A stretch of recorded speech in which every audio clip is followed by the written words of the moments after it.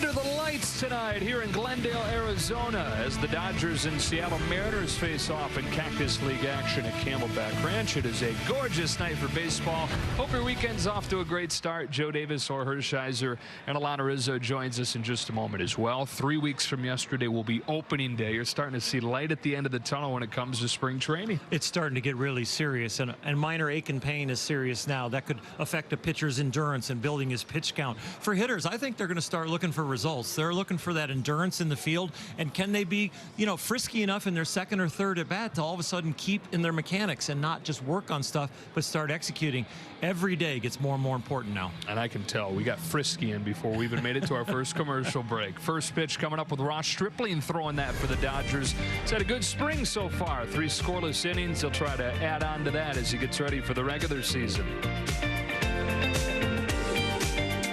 Dodgers and Mariners off. Joe Davis, Orr Hershiser, and as always on the field, Alana Rizzo. All right, Joe, thanks very much. Fans coming to Camelback Ranch today hoping to see Mookie Betts. We're going to be a bit disappointed. Mookie Betts, originally in the starting lineup in that leadoff spot, was a late scratch due to an upset stomach. So instead, everybody gets moved up in the order. Max Muncy, who is playing at first base tonight, he will now lead off. And the replacement in right field is Anthony Garcia. Guys, he's batting ninth. All right, Alana, and the day that they have the talk about coronavirus, and Mookie goes home with a stomach bug. This is about being safe right now and watching your interaction with the fans and protecting not only the players but protecting the fans. So trying to make sure that if anything is out there that you're not going to spread it around. Dodgers taking the field behind Ross Stripling.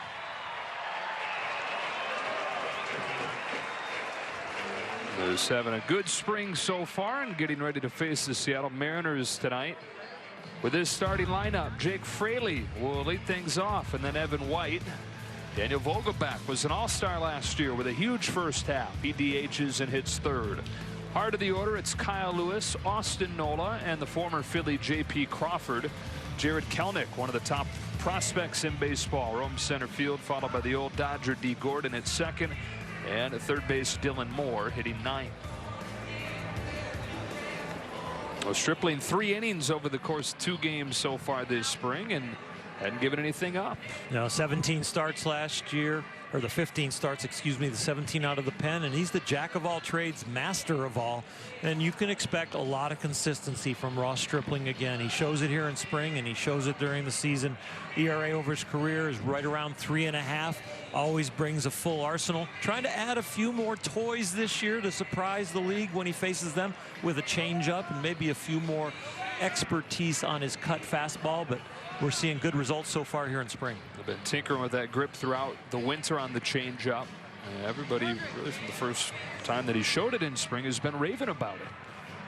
The hitters are going to tell you, because you can get something on TrackMan and the spin rate and the release point, and you can start to perfect it, but the real perfection comes when the hitters start missing it. What a night, huh? This is beautiful. And under the lights, it's another level of getting the juices flowing, getting closer to opening day, but playing under the lights is always a little bit more fun than during the day. Dave Roberts getting ready for his 5th season as the manager. Less than 3 weeks from opening day at Dodger Stadium against the Giants.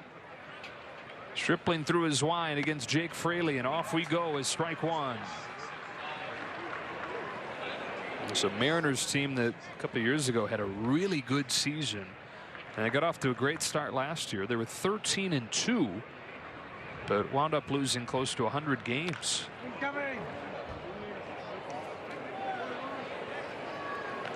Going to be a very young team, complete rebuilds going on.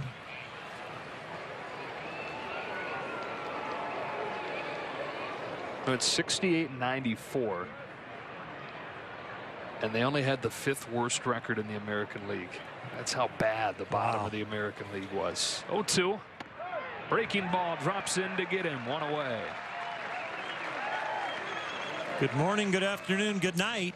And 3 different pitches. Fastball, I think a changeup, and then the breaking ball, 12-6, really right down the middle. Ross will be critiquing himself on that 0-2 pitch, saying, you know what, you can't do that in the regular season. That's just not there. But right now, bringing a curveball along in spring training, okay, I got away with that. It gets Jake Fraley. Up comes Evan White. Swings at the first pitch and has a base hit into center.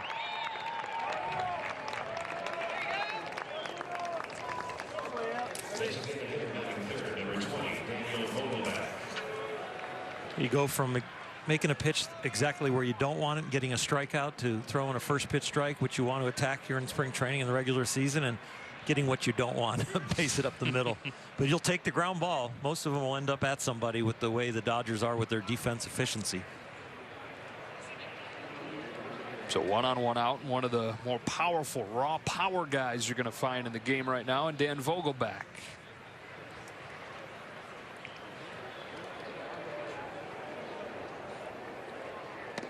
First pitch off speed, strike one. Doesn't he kind of just look like the power guy from the movie, generic power hitter? Yeah. Villain. He looks like a bopper. He hit 30 home runs last year. A lot of that came in the first half when he was an American League All-Star. An 0-1 from Stripling. Takes inside 1-1.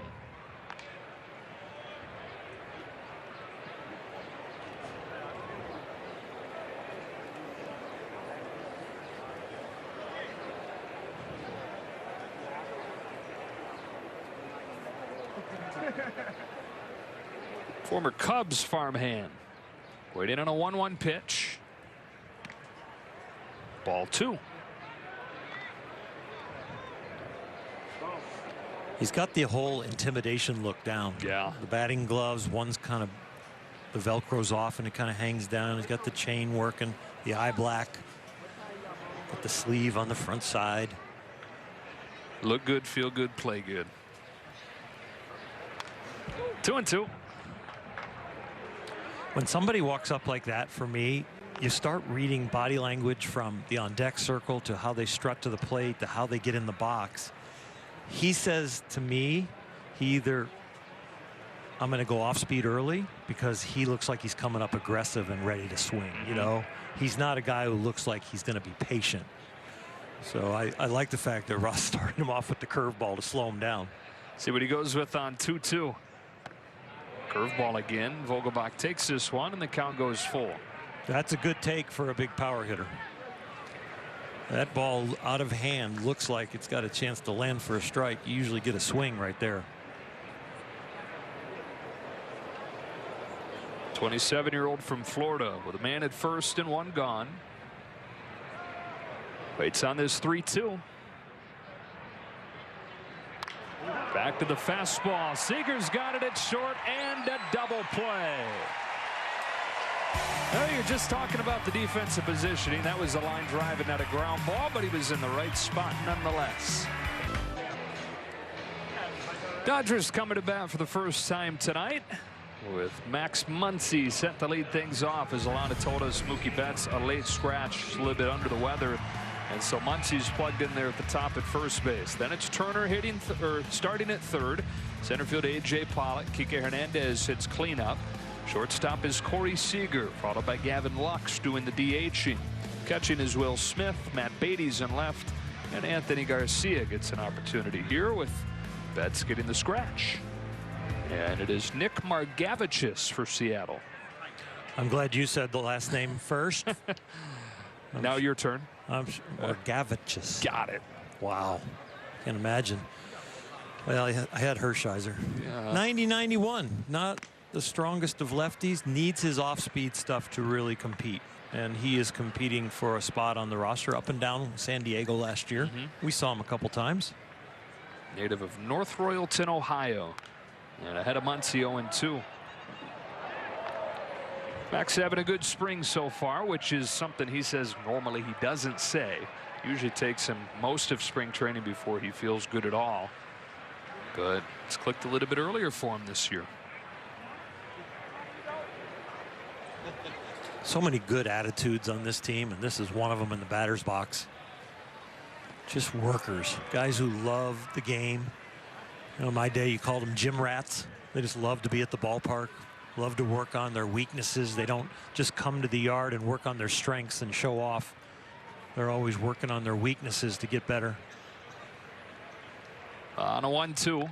Once he leaves it up, ball 2. You know, Max last spring, while he was searching for a swing, extra time in the cage, extra swing after extra swing, and it helped lead to the issue with the forearm that he wound up dealing with all season. And so he took more time off this winter than he normally does and just rested it. Didn't even really begin swinging again until January. Count goes full. Said he was a little bit antsy.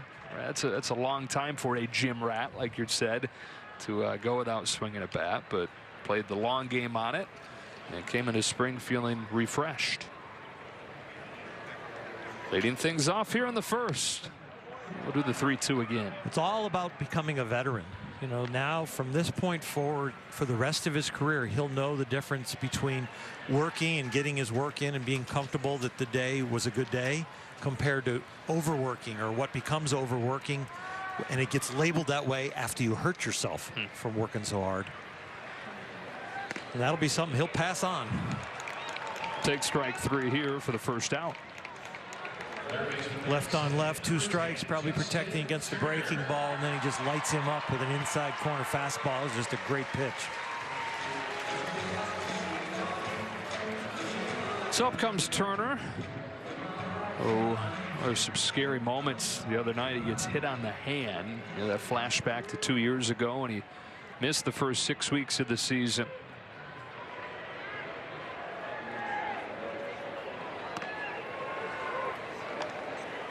Of course, any concerns that there were put to rest the next time he came up and hit a home run. 1 ball, 1 strike. So this is 2 years ago against Kendall Graveman, and never gets easy to watch and mostly hear that, the broken wrist. Up and in again. What they say, foul tip in 1 and 2. I turn the way Justin turns when those come in there. It's like I flinch up in the booth. It's something that they want to pitch him in. He's very good at reading the pitch and staying in there, but then all of a sudden gets out of the way right at the last minute. Now he picks on his leg. Yeah, down and in breaking ball. This is the other day, though, Joe. Wow. And you see his launch position for his hands are right there outside the strike zone.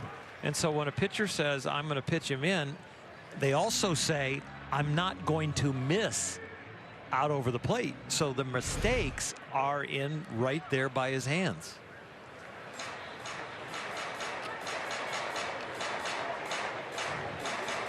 Those check swings are dangerous too. Getting hit by the pitch or actually trying to stop the bat. Into left center field, drops in a base hit. And the first base runner of the game for the Dodgers here on a Justin Turner single. What a sweet swing, great approach, control of the body, and being able to hold the hands back long enough. Kind of just serve it out there after fouling it off of his foot and thinking, okay, I don't want this to happen again, kind of protecting. Takes a nice little walk around, but then just staying with the breaking ball. Got lit up with a couple fastballs in, the breaking ball down and in, and then just stays with that, keeping the bat in the hitting area long enough to serve at the left field. So 1-on-1 out for A.J. Pollock here in a scoreless first inning. He talked about it during the pregame show, but this is a spot where A.J. Pollock was really good last year. Against left-handed pitching, he hit .323. And even across the board, once he got to the end of the season, it was a pretty good line. One of the holes the Dodgers were trying to fill years ago when A.J. got signed was, how are we going to do better against left-handed starters? And A.J. has always been a left-handed killer, and when healthy has shown he can still do that. And when you look at a platoon in left field, possibly where most of his at-bats will come off of a lefty, it really should help improve as long as he can have a nice healthy year. Totally different guy once he came back last year. Out in front of an off-speed pitch here, 1 and 2, and he even admitted that it was probably a product of being with a new team for the first time. He had been with one organization his entire pro career, of course Arizona, coming up through the minors after they drafted him. Spent his entire big league career there before coming to the Dodgers last year. And he thinks probably did press some and used his time on the injured list to take a step back and take a deep breath. And was back to himself once he came back. He looks at strike 3 here on a fastball. 2 gone.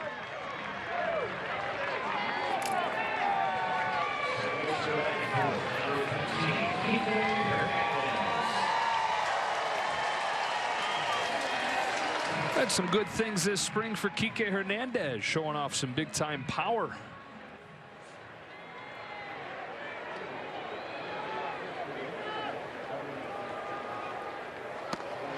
Says he tweaked his swing the day before the postseason last year and loved how it felt. And so worked on locking it in through the winter. And he's a guy who's always working on that swing, trying out new things, but found something that felt right and has stuck with it. Flies this one into right field for Lewis. And the Dodgers unable to push anything across in the first. To the second we go, no score. Second inning, no score. Earlier today, as a precautionary measure, Dodgers team Dr. Plose addressed the team regarding the coronavirus. And while there really wasn't a directive, guys, about not interacting with fans, the players and staff are encouraged to not exchange items. For example, have their own pen instead of exchanging pens with fans or baseballs with fans.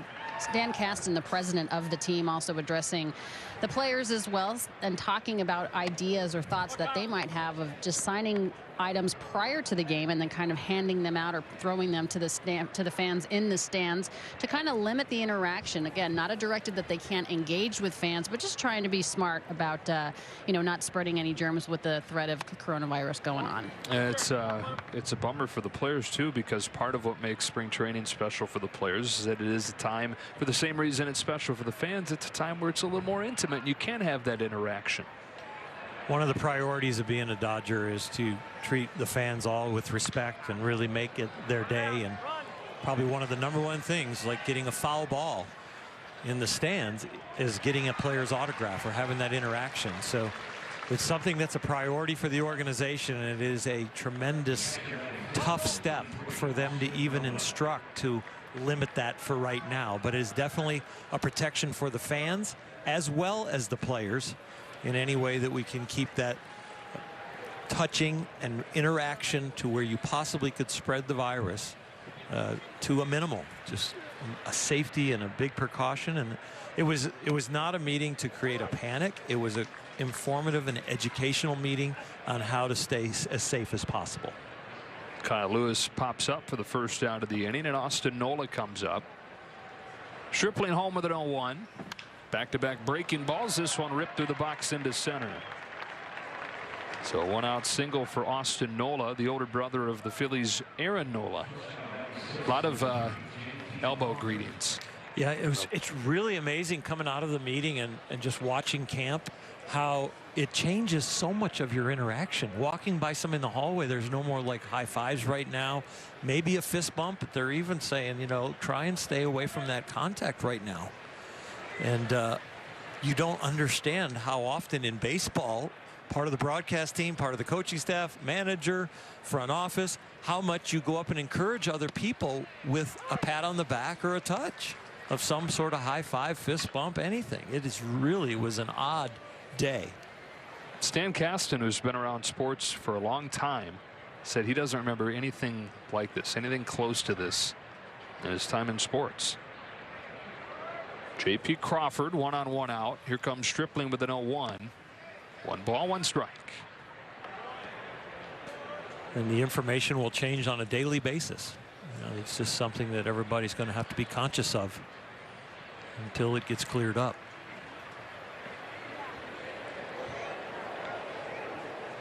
In Europe, there have been certain sporting events where they've just done them with nobody in the stands.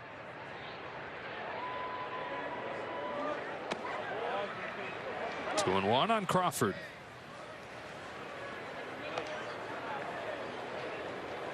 Plenty of people in the stands here, though. Great crowd on this beautiful Friday night. Wash your hands. Sanitize if you can find any sanitizer. Stores are all out. What a time to be in the hand sanitizer business. Oh, Ross really working on that curveball a bunch tonight.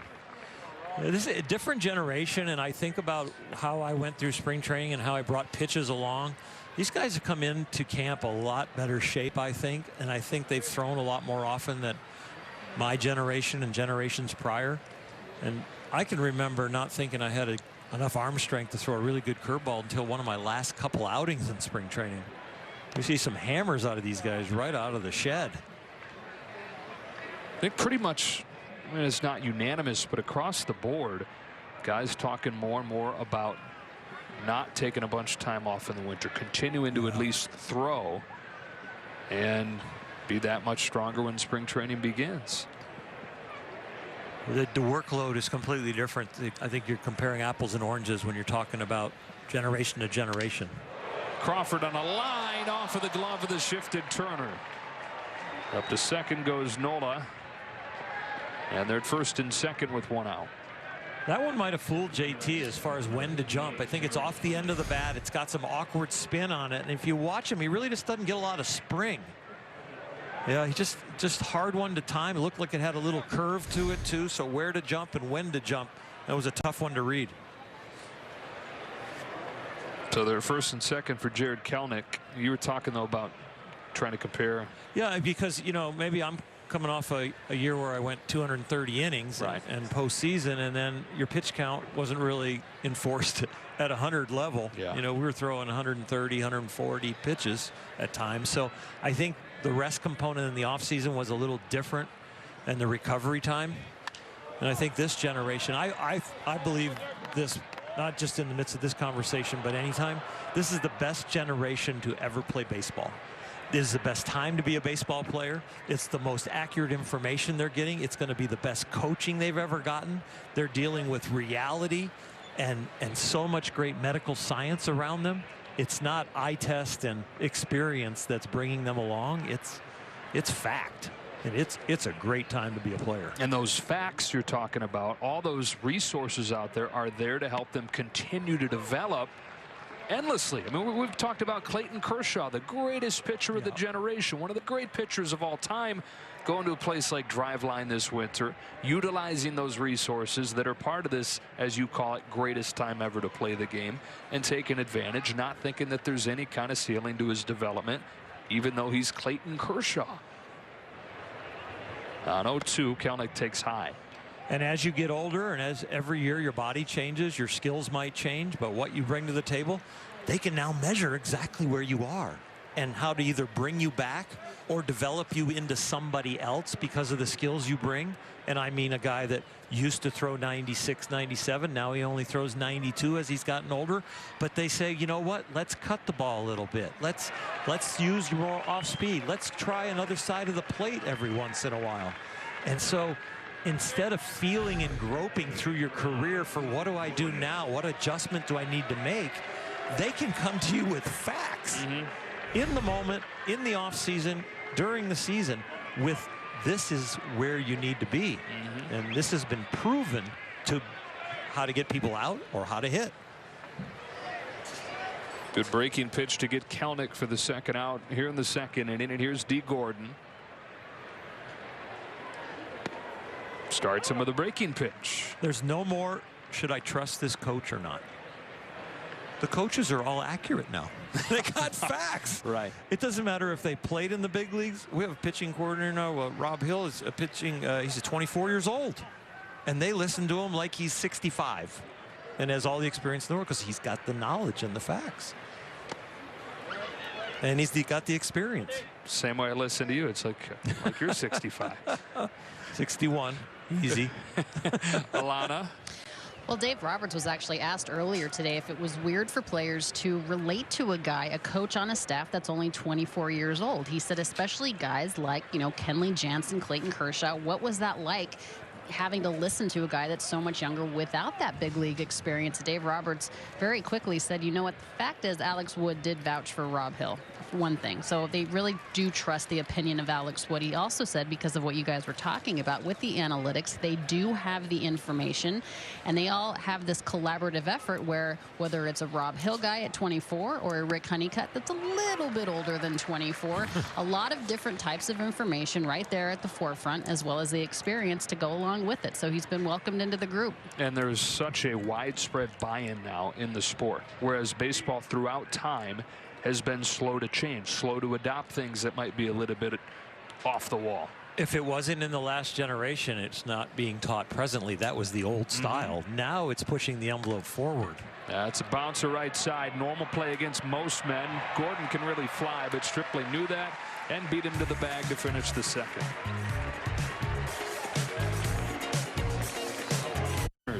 Here. And Corey Seager gets ready to lead off this second inning against Nick Margevicius. Dodgers expecting big things out of Corey Seager this year. He's one of the top players in the National League. His 2 fully healthy seasons. All-Star both times, Silver Slugger both times. And then he misses pretty much all of 2018 with the Tommy John surgery and the hip surgery. Turns on this ball and ropes one into the gap in right center field. Cut off by Kelenic to hold him to a single. And last year, you kind of got to throw it out. And that seems to be the prevailing thought from the people around the Dodgers, is that because he was searching for that feeling again, because he had been a full year removed from playing, kind of got to take it with a grain of salt what happened last year. So home runs in the teens and almost 90 RBIs. That's the thing. You say, okay, we're just going to throw that one out. Well, that's above average big league production. So, yeah, looking forward to a healthy full year and having that other year under his belt that we can just cast off with a mulligan. He's aboard for Gavin Lux. No score here in the second. Yeah, throughout a year where he led the National League in doubles. Here's a snap throw to first. Seager in there safely. I would expect the doubles to go down, but the home runs to go up and the RBIs to go up. I think there were that many doubles because he was getting used to his new body and a healthy elbow and all the different things he went through last year and coming back. So the ball was finding the gap in the wall. Compared to this year, it might be going over the wall. He said he never felt entirely right. The word that he used to describe it was weird, because he's such a feel guy, and the feels had changed as his body changed, and he had the surgery on his hip. He had the Tommy John. It was just kind of a constant chasing of his tail to try and find those feels that he was looking for. That is a bullet in the right for Gavin Lux, and back-to-back singles to open the second. And back-to-back from left-handed hitters against a lefty on the mound. Good sign for the left-handed contingent of the Dodger offense. Gavin Lux having big shoes to fill, and they're his own with all the hype around him and how good he should be this year with all the periodicals putting him near the top of the list of the front runners for Rookie of the Year. That's some baggage to carry going into the season. Yeah, still a rookie, and already a name that people know. Will Smith now takes ball one, and we check in with Alana. Guys, back-to-back singles for the lefties against the lefty, and that's precisely why Dave Roberts wanted Gavin Lux in the lineup today, to have some more at-bats against a southpaw. And when Dave Roberts was asked who Gavin Lux reminds him of, he said it's hard to compare him because of the age and the success, but he does compare a little bit to Corey Seager when Seager was Gavin Lux's age. As far as the confidence, as far as the hitting and the move, it's a little bit more complex and dynamic than Corey's is. But it's a more simplified approach for Gavin Lux, but they do seem a little similar to Dave as far as that's concerned, and really wanted him to be able to see a left-hander tonight.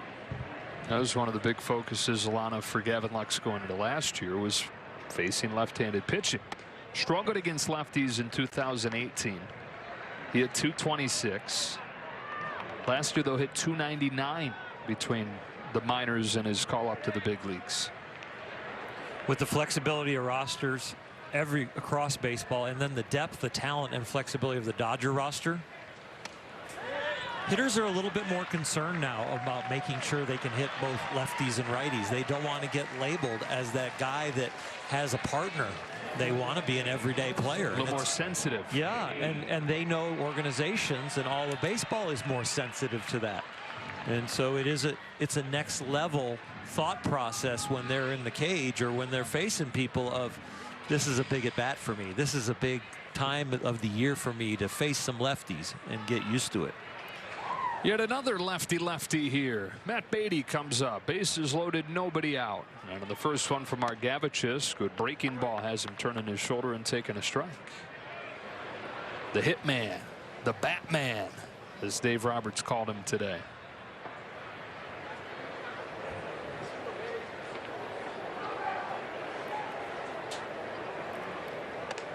Look out. This is what is known as chin music. You are really close to the band here. That's a front row seat. Could have faced a lot of money for those. Yeah. Or know somebody. You don't want it when you're in the batter's box. It's good at a concert.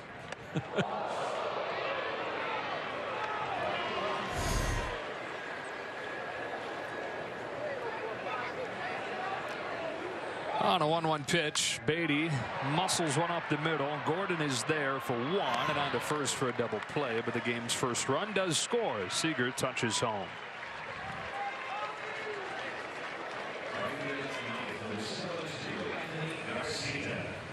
So the Dodgers have a 1-0 lead with a man at third and 2 gone. Up comes the 9-hitter Anthony Garcia.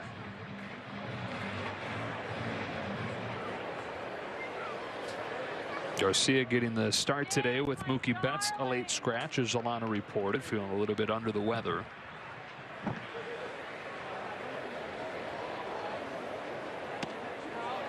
Strike one.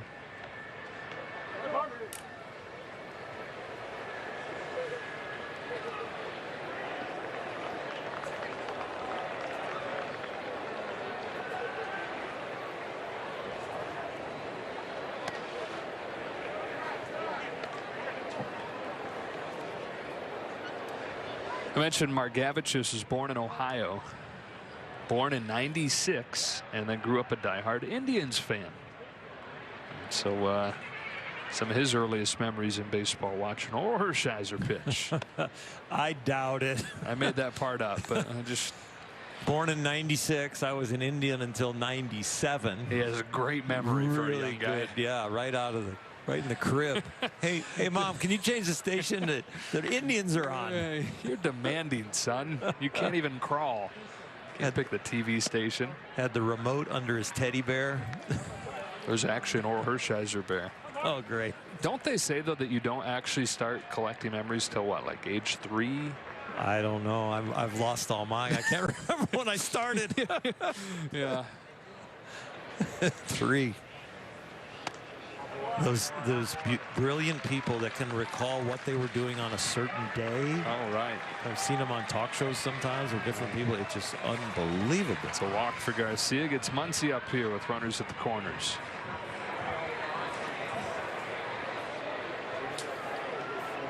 I was really hoping that our producer Mike Levy was going to say Alana has more, and she was going to have the answer on when we start developing memories. But no such luck. Didn't work. Spring training for everybody.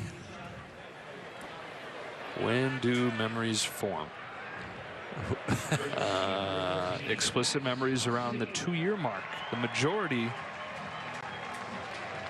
don't come until we're 7. But do we really know it's our memory, or that we can remember the picture that we keep going back to in the family album? So my earliest memories are from Christmas or holidays where there are a lot of pictures taken, so I could look at them and go, yeah, I remember how excited I was then, or I remember, you know, sitting at Grandma and Grandpa's dinner table for Thanksgiving. But am I really remembering it, or am I recalling the picture? That's interesting. We're going to have a generation or 10 people that grow up without cameras and looking at pictures. Good luck see with when that. They remember things. Here's an 0-1. Inside on Muncy, ball 1. Max worked the count full his first time before taking strike 3.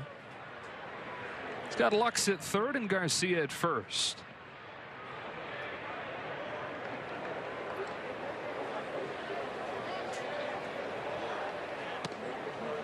Two and one. 7 seems late. That seems 7. like 7 years old to really start I thought collecting you memories. read that it was more in the 2s. There are flashes that begin then, but you really begin collecting memories, and That's this is just 7. scanning the results on Google, so Yeah. I am no expert. 2 and 2. Who cross-checks Google?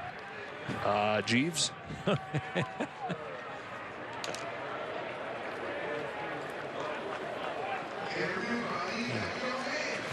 It's like I used to kid the writers, you know, 1 paper is copying, 2 papers is research. So like if you could get something, a quote or whatever happened in 2 newspapers, all of a sudden it's fact everywhere around the country now, you know. If you can get a beat writer with you to say, did you hear him say that? Oh yeah, let's write it. Right. That's the way I heard it. Well, 3 and 2 on Muncy. What Turner do next? Dodgers up 1-0. Corey Seager singling to start the inning, scoring on a double play ball. Muncy down on strikes. That's that for the Dodgers in the second. They get 1, but only 1, and we go to the third. The Vault from MLB that asks you to predict who will dominate the next decade in baseball. Lock in your picks today and you could win $1 million. Enter by May 1st at MLB.com/vault. Million, huh? Yeah. I wonder if it's collecting interest if you've got it right and then over the years. That's just, that makes it. Ross Stripling would be a guy that would ask that question. Delivers strike 1. Dylan Moore. 1-0 game, top 3. Stripling now 5 innings this spring, no runs against him.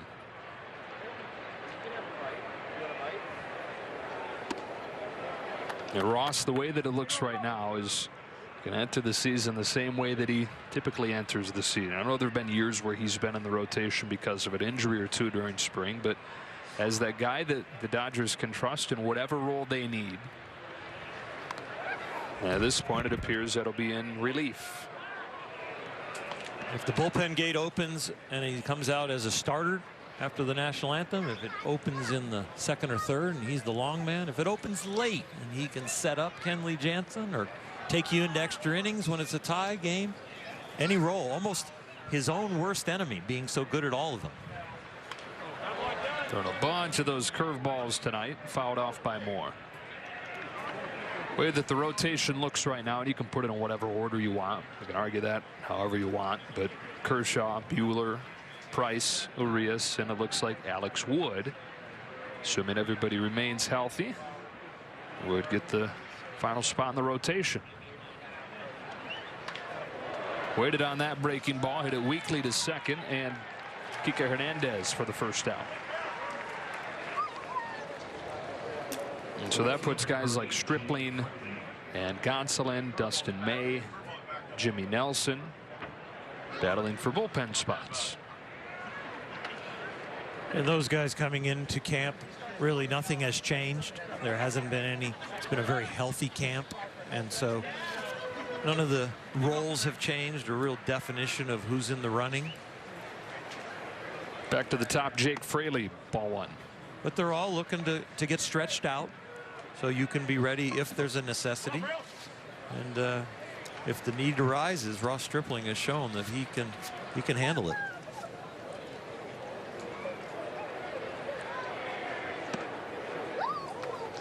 One on one.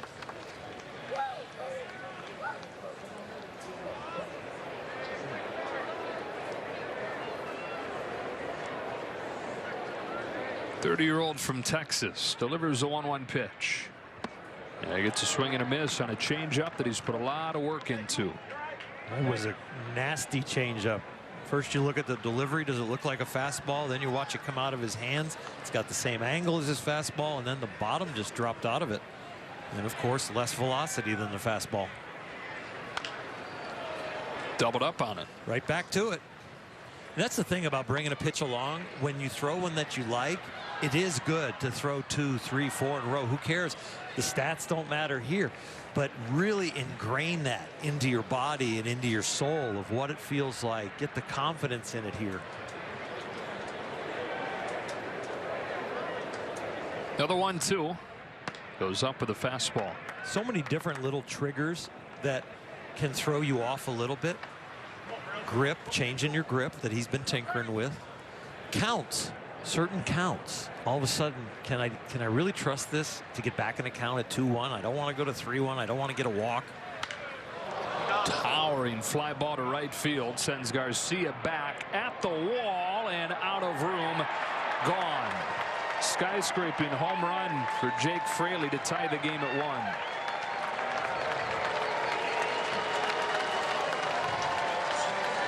Fraley didn't pick on a changeup, back-to-back changeups, but then Ross went back to bringing the curveball along. This one stayed up a little bit. Really just a nice basic strike. Great break to it.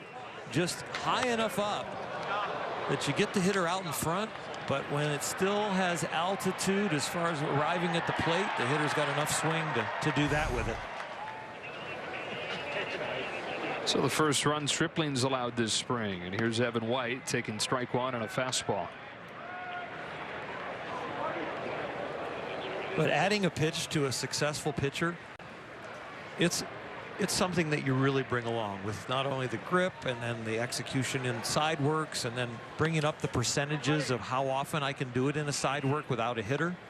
And then can I take that same ratio of 7 out of 10 good ones, 8 out of 10 good ones, and can I then add adrenaline and a game situation around that? And can I still bring it up to that consistency?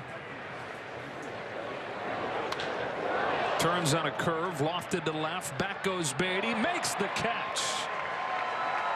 Twisting and turning and steadying himself to pull that in for the second out. Not the prettiest, but he's out. And you know what? Some of these are tougher than others, and I believe this one was a tough one. He twists, he turns, but you know what? He stays with it, and he gets it done. And Matt has put a lot of work in. Not only the batting cage, but with that glove right there, and it's starting to pay off. He only played 18 minor league games in the outfield. Then he got to the majors and played 25 in left. Lots of extra work at third base this spring, giving the Dodgers a left-handed option to give Justin Turner a day off there as Vogelbach takes strike 1.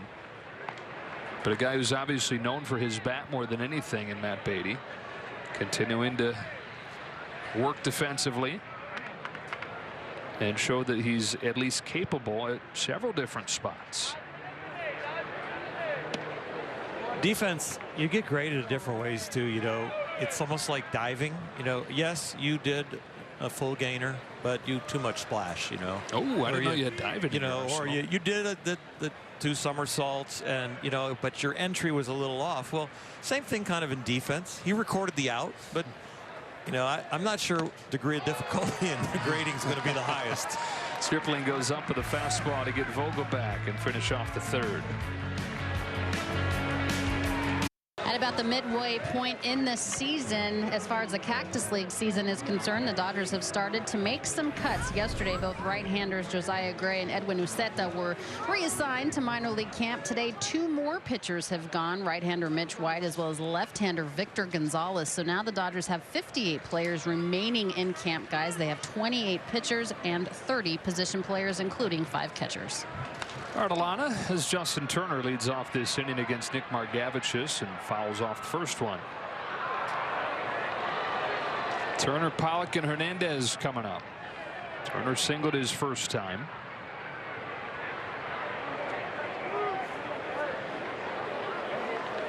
As he gets ready for his 12th major league season, his 7th in Dodger blue.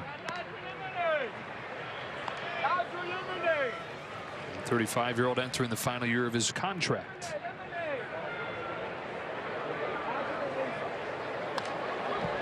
Grew up a Dodger fan, got to be a Dodger, a successful all-star Dodger, and really one of the faces of the team and the city and everything that he and Courtney do off the field. Courtney getting ready to run the LA Marathon now. I think Justin is going to fly back to LA maybe for a day and support her in that endeavor. And that's for the Justin Turner Foundation. They do so much. So I know with that endorsement and how the fans feel that we hope JT stays in a Dodger uniform for a while.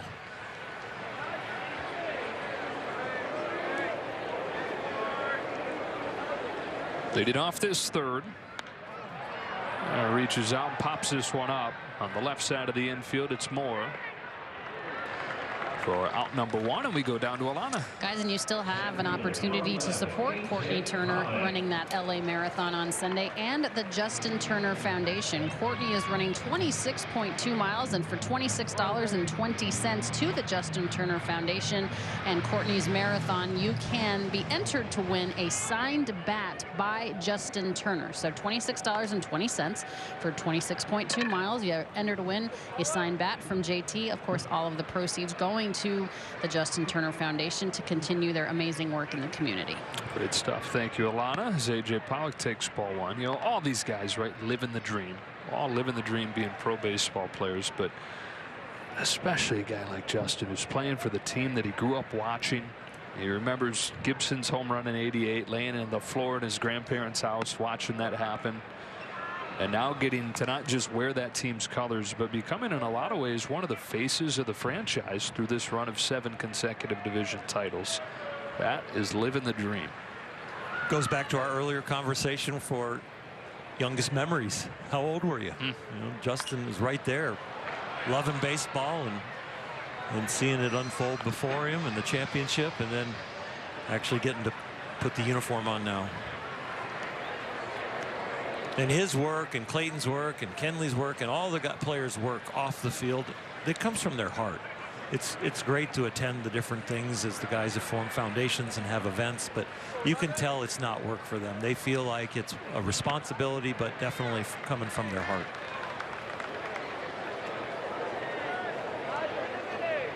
Six seasons with the Dodgers, top 10 in the National League in just about everything.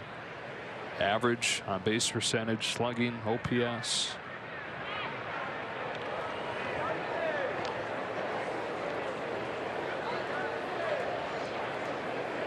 A 2-2 to A.J. Pollock is cut on and missed for out number 2. Some added weight in the locker room is going to take a little pressure off of Clayton with David Price and his leadership abilities now in the locker room. Mookie Betts and him in the locker room now to help Justin Turner with the leadership. Kenley Jansen with some veterans down there in the bullpen to help with leadership. So those guys are in a really good place as being the core of the Los Angeles Dodgers, but now having not only ability added around them, but that veteran leadership. Got a pitching change, 2 out here in the third.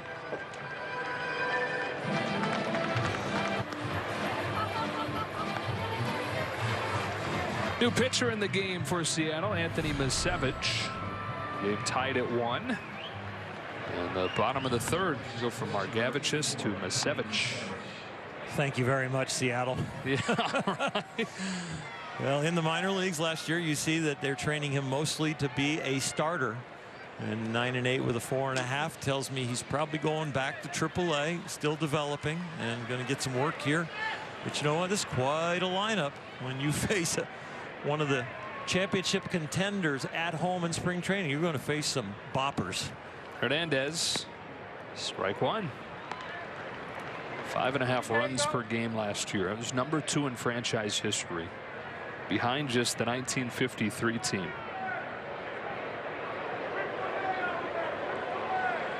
The 1953 Dodger team considered one of the all-time great offensive clubs.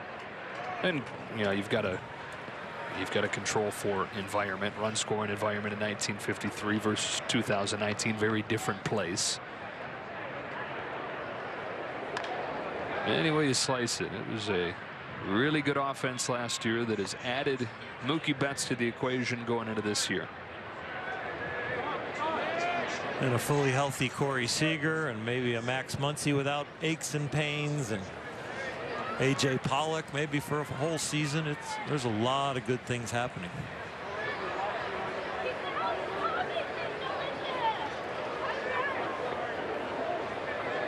On a 1-2, Hernandez swings and misses at a ball in the dirt to end the inning. Dodgers down quietly here in the third, still tied at 1.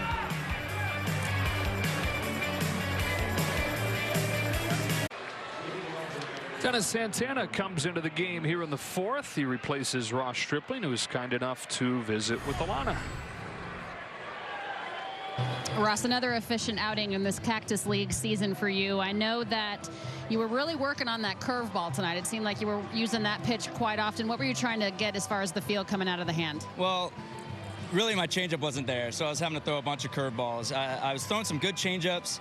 I would pull a couple, and then my good ones were just short. They just kind of were balls out of the hand, so I was getting into a lot of not great counts, and you know, curveball is kind of my old faithful, so I was going to that well a little bit more than you want to in a spring training game, but when you're not as sharp with your other pitches, then it just comes down to getting guys out, and that was with the curveball tonight. And you had mentioned that the changeup wasn't necessarily there. We know that that's a pitch that you're trying to really work on and work into that repertoire.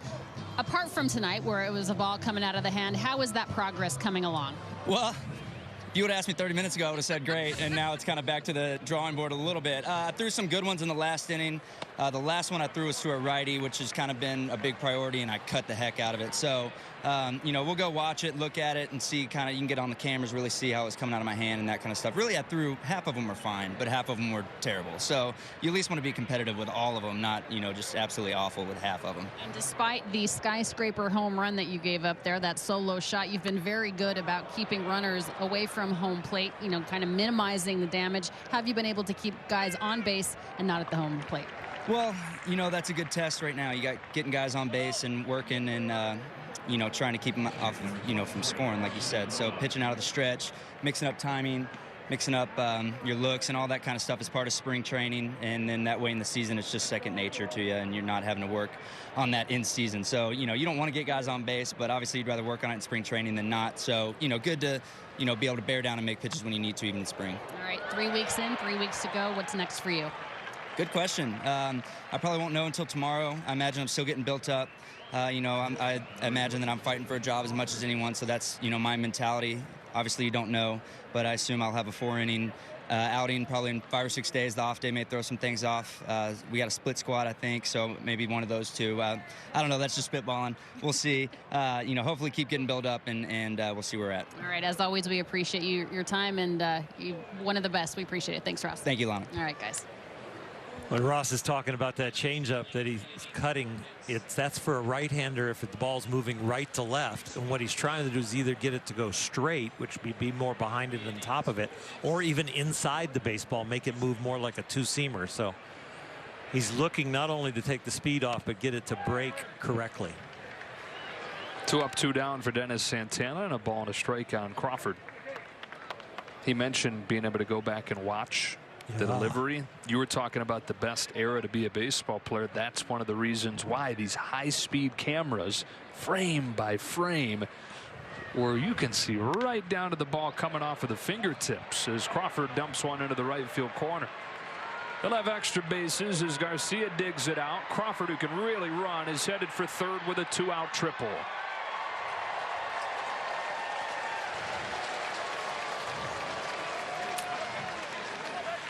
He can really run, and this is one of the more exciting plays in baseball. It's not always exciting when you're a Dodger fan and this happens against you, but once he leaves the box and this ball's in the right field corner, you really get to see him unleash his speed. Stumbles a little bit around first, but right about now, because he's so fast, this is very easy. He almost fell down and blew a tire around turn 2 there also.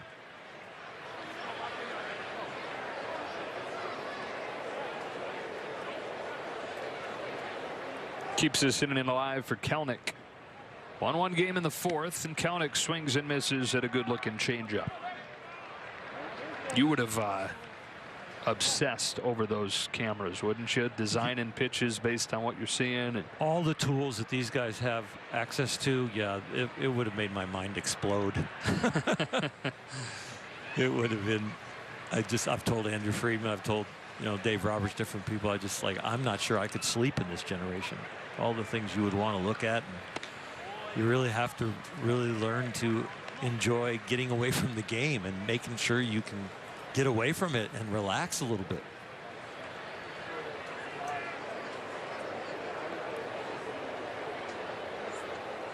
Crawford at third, 2 gone. Santana to Kelenic with a 1-1 pitch. think that's why we're seeing a lot of sensitivity about the possibility of new rules coming on and video during a game being cut back or maybe even eliminated. This is a major tool that they use, and they use it in game, not for stealing signs, but for adjusting their game plans and adjusting their swings and their pitches and what their pitches are doing. And for a lot of guys, really the guys in the front half of their career, they don't know pro baseball without it. Exactly. Yeah, it's really a sensitive topic, I think, for the players, and they really need to be involved with the union and with communicating about how to make the game fair, but also how to keep the tools available that they have grown up with. And, you know, ultimately, we want all the players to be their best, right? We want them all to reach their potential because it's going to be a better game on the field. It's going to be a better product. You're going to see more exciting plays and more exciting hitters and pitchers. And so they not only want to be at their best, but it makes, if they're at their best, the game's at its best.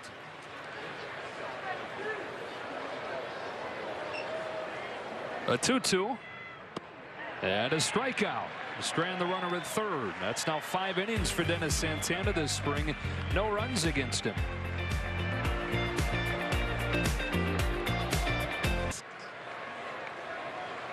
Packed house here and a 1-1 game as we go to the bottom of the fourth. Joe, Oral, and Alana, and a lot of happy fans on a perfect night to be here. Seager, Lux, and Smith for the Dodgers here in the fourth. Seager, who singled his first time and scored the Dodgers run, fouls off the first pitch. His parents, Jeff and Jody, are in town. This was another opportunity for Corey against Kyle, but Kyle didn't make the trip with the Mariners. Way to go, bro. Yeah, come on. Your parents are here. Your brother's here.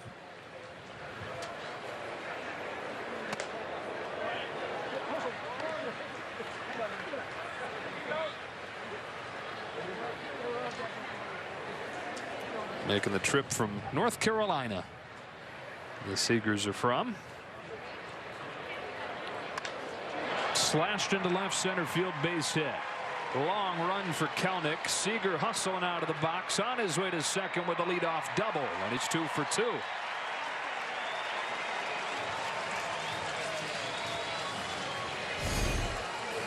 A good swing, hands inside, slicing ball off a lefty with a breaking ball there, stays with it, and a really good turn at first. You don't see him venturing out towards the second baseman as he turned that corner, and a very good read of what was happening in left center. That looked like Corey Seager 2017, 18 before he got injured. Video game. Yeah.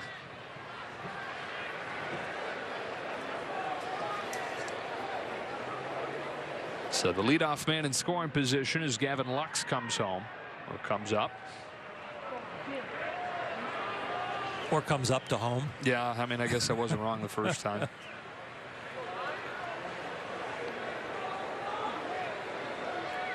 Lux singled his first time as well, was stranded at third.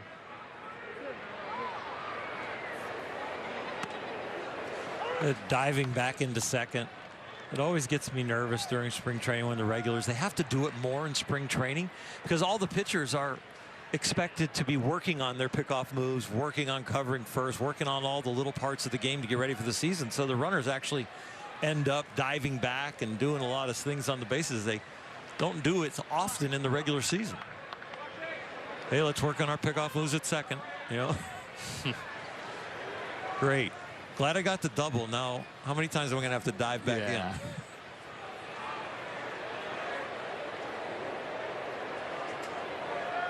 Another lefty-lefty battle for Lux. This time he's down on strikes.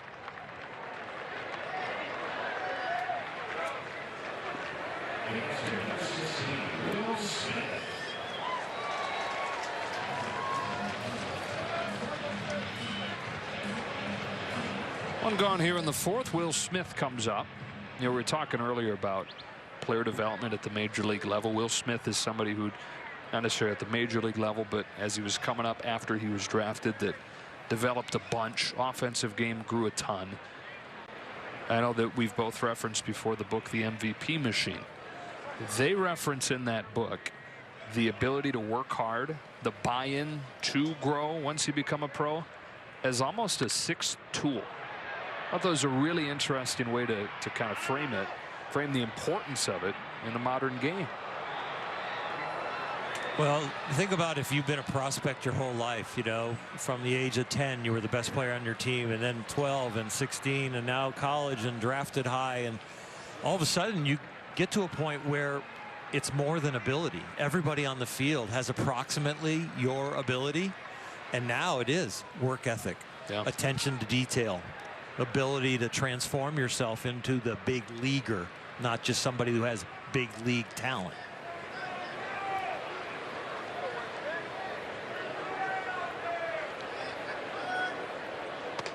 And people rave about that sixth tool of Will Smith's. Yeah. You know, if you put it on the scout grading scale, where 20 is the lowest, 80 is the highest, he has an 80 grade sixth tool, the willingness to work, willingness to learn, and to grow. Once you get to the big leagues, keeping that tool, but having that tool plus ability really makes you stand out in the minor leagues. In the development time prior to becoming a big leaguer, boy, you can really stand out on an A-ball team, a AA team, a AAA team, and they will talk about guys like, you know what, he's really good, had talent, but you know, in AA the light bulb came on and he finally figured out how to work and how much work it's going to take. And that's when you see players really jump in growth.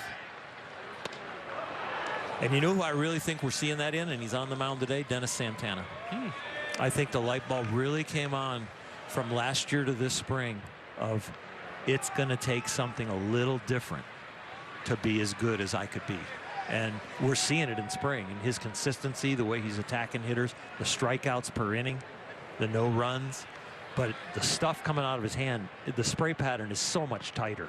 And I think it's not an ability jump.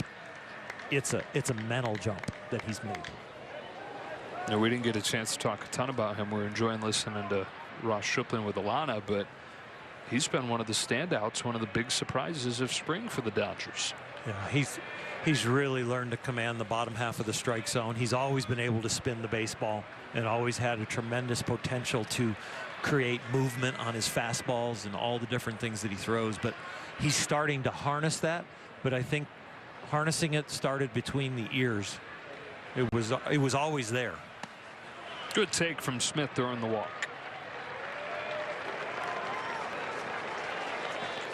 Second one in as many trips up there for Smith today, and they're at first and second with one gone for Matt Beatty.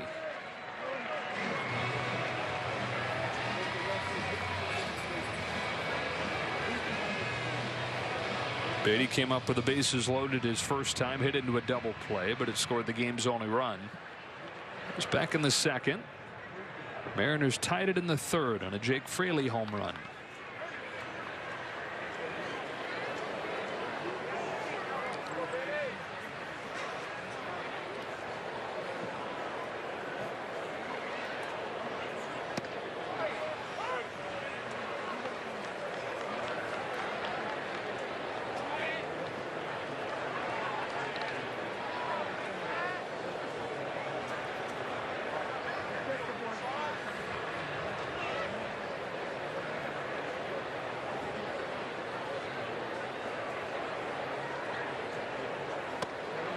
You talk about the challenge that Corey Seager had after missing pretty much all of 2018. Matt Beatty pretty much had the same thing. He missed almost all of 2018 with a torn thumb ligament. So that makes what he did last year that much more impressive. Knocking the door down with what he did in AAA to start the season. Doing so well once he got to the majors for the first time. Chase is here. Out number 2. He was almost a full year removed from playing in games 2.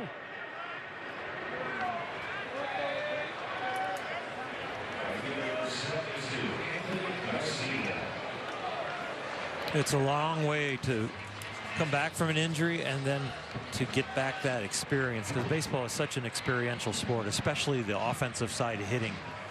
Remember Adrian Gonzalez would say, you know, what do I want to accomplish in spring training? I'll get my swing work done in the cage. I'll get where I want to be, but I want to see a right-handed fastball, a right-handed two-seamer, a right-handed slider, right-handed curveball, right-handed changeup. I want to see a left-handed, all of them, and then I'm ready. And that's a guy who can just hit falling out of bed, Adrian. But most hitters, they need the reps. They need to see all those pitches over and over and over again.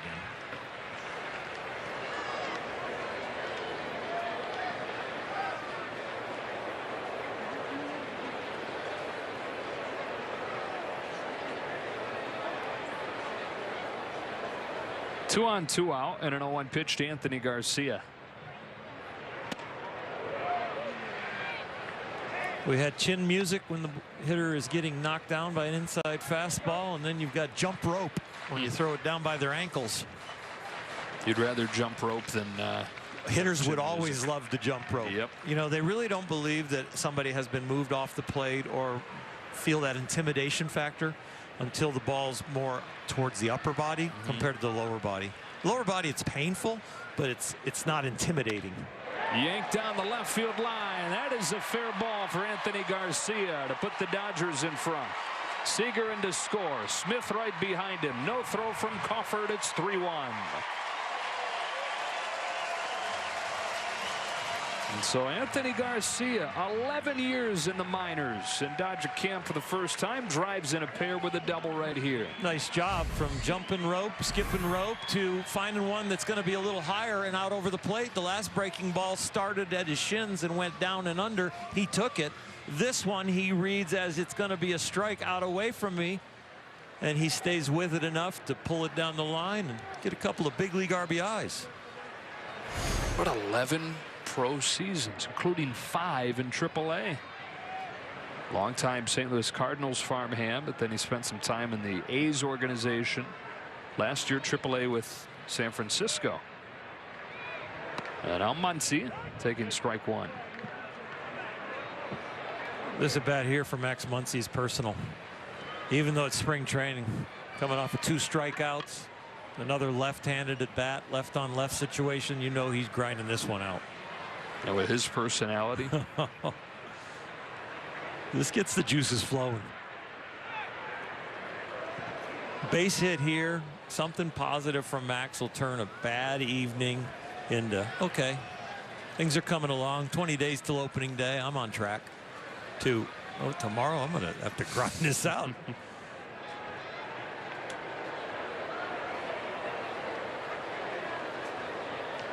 here's the 0-1.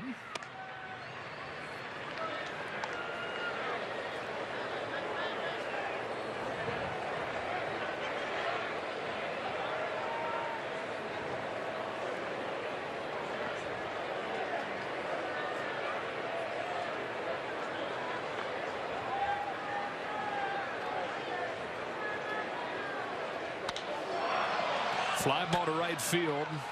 I'd have just missed it. And Lewis is there to put it away.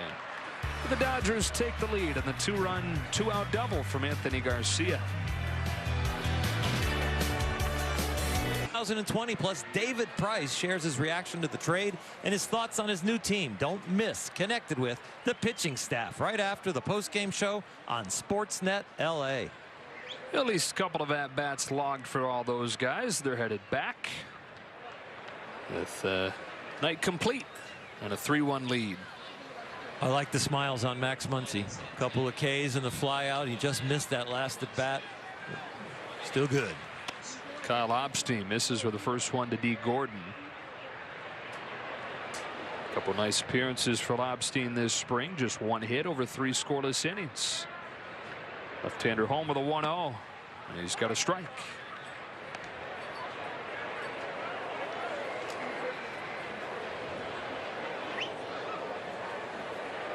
He's had a very nice spring training and trying to perfect some mechanics, doing a lot of work with Mark Pryor and Rick Honeycutt. Been working hard to teach him a few new things that are really showing some progress. And an exciting future for the young man. Not a complete stranger. Spent 2018 in the Dodgers system between AA and AAA. Yeah, he's got plenty of major league time as well. Detroit and Pittsburgh.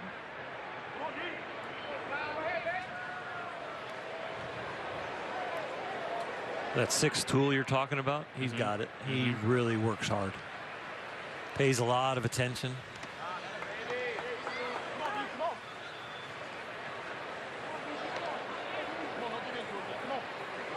Native of Flagstaff, Arizona.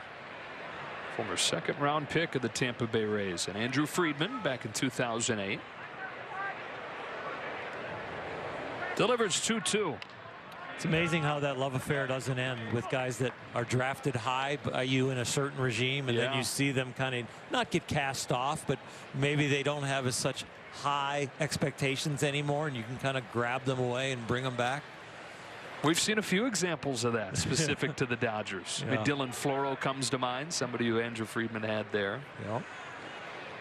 Yeah, those first loves die hard. Those top draft picks, those people you really stood up for in the room and said, nope, I'm saying I'm putting my name on this guy.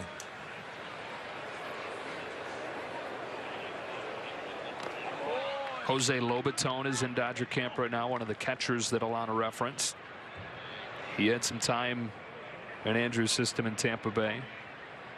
The other thing you know about a guy when he returns to an organization or to a leadership group that maybe changed organizations, but he's asked to come back, you know he's a good person. They don't usually bring back bad people. Right. You know?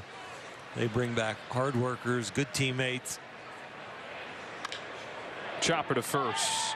Santana to the bag for the first out. How about Farhan Zaidi bringing Max Muncy to the Dodgers after he had him in Oakland? Thank you, Farhan, all the way to San Francisco. We saw Farhan last year. Connor Joe, who he was familiar with being in the Dodger organization, brought him to the Giants. As Dylan Moore comes to the plate. Yeah, the Dodgers have competition for uncovering those diamonds in the rough now, with Farhan in the division over there leading the Giants.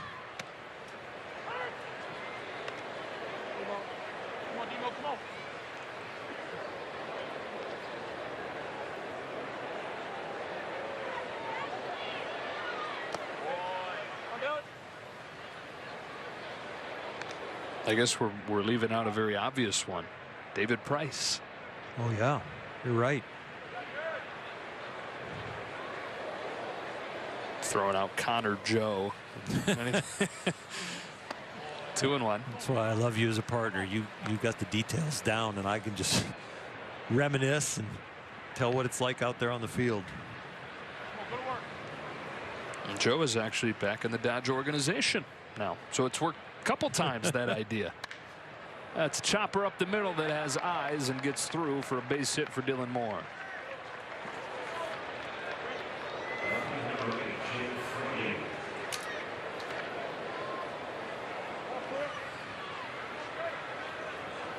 You don't hear that as much, what you just said there. The seeing eye ground ball has eyes, because it's like we always say, well, it beats the data. Yeah, right. May have eyes, but there's something in the way. More often than not these days. Fraley's home run counting for the Mariners scoring tonight. 1 on 1 out. Breaking ball after a couple of change-ups.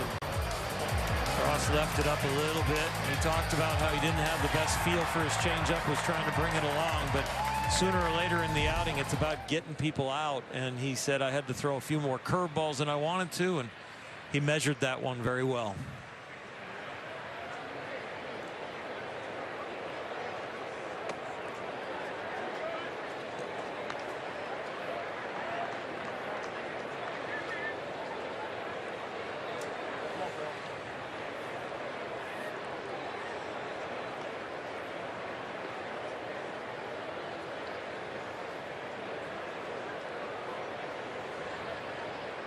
Lopson's 1-1.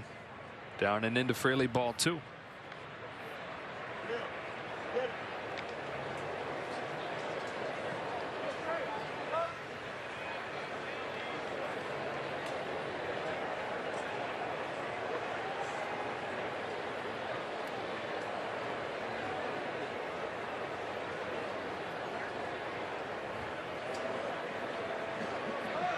Runner takes off, pitches outside, throw from Smith, not in time, and a stolen base for Moore.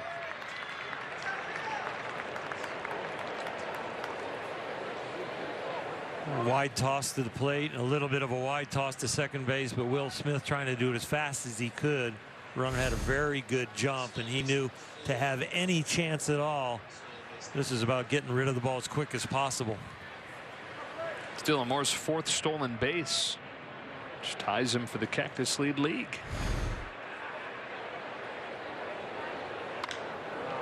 Slicing fly ball to the left field corner. Luke Raley in the game now. Out of room as it hits in the screen. The count goes full.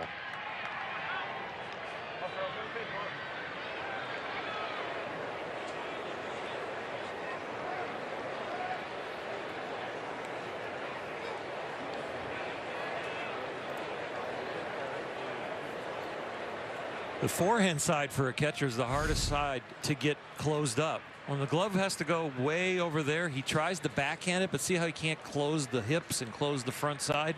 When you get a ball directly at you or to your backhand side as a catcher, inside to a lefty, that's what really helps you set up to throw the ball correctly on line and a very quick release. That was a tough one to throw on. Line drive to right. Thomas has a handcuff him, and it gets by all the way to the wall. Moore in to score easily, and Fraley's on his way to third.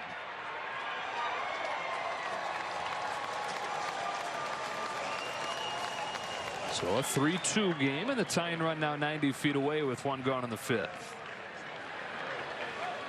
Those in-between balls, do I go for it? Do I play it on a bounce? Yeah, he looked like he read it great off the bat. Got a great first step jump, but then some hesitation as the ball continued to approach him, and that got him right in between. Some top spin that had that ball diving. A little bit more confidence on the great break at the beginning. He probably catches it easy. Do rule it a triple, home run and a triple for Fraley. And here's Evan White.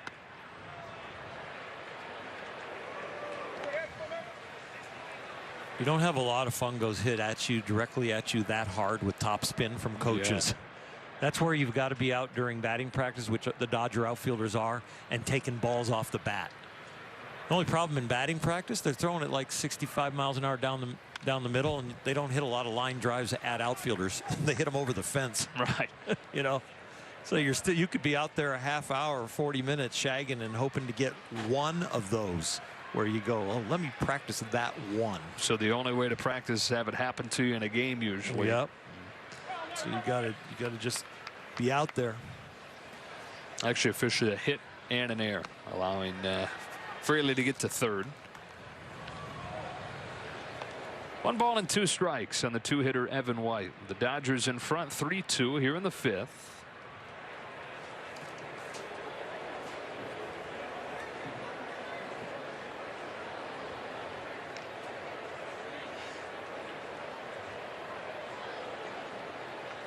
Lobstein's 1-2.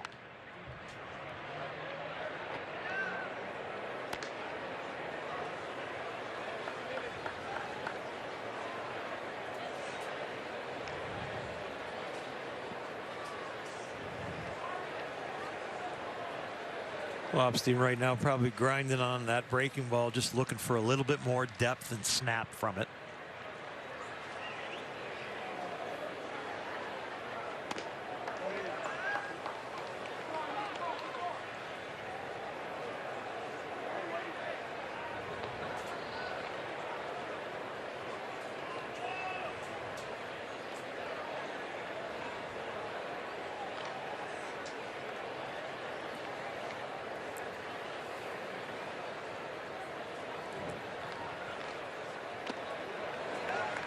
Full count.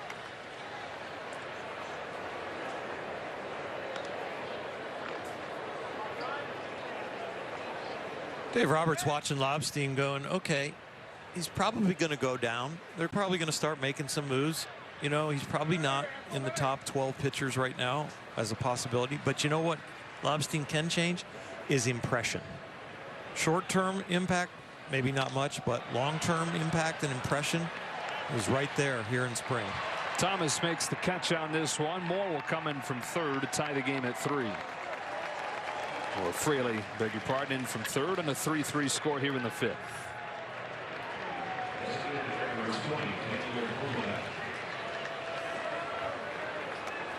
"20 years from now, when you're doing a spring training game, Joe, it's going to be 73A coming to the plate, 102C." You mean there's going to be that many guys in camp? That many numbers that have been retired and all right. the things. You know, we're going to get to a point where we're going to, maybe there'll be letters on your back with your numbers. Where are you going to be? You mean when I'm 20 years from now, I'm going to be watching you. How's that different than any other time? Well, but not in the booth next to you. Oh, no. Yeah, you will. Okay. Yeah, you're not going anywhere. All right, 20 years. All right. Other than one on Vogelback. Don't challenge me, please. I'm gonna, because I know that will make sure that you stay. Yeah. Weekend with Oral. That's it. Prop you up. He signed a 3-day contract. He doesn't know it, but.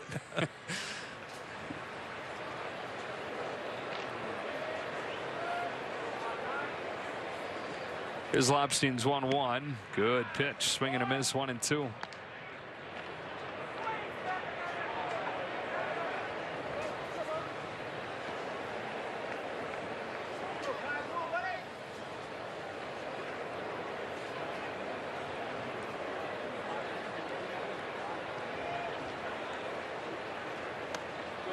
Laid off this one. The count evens up.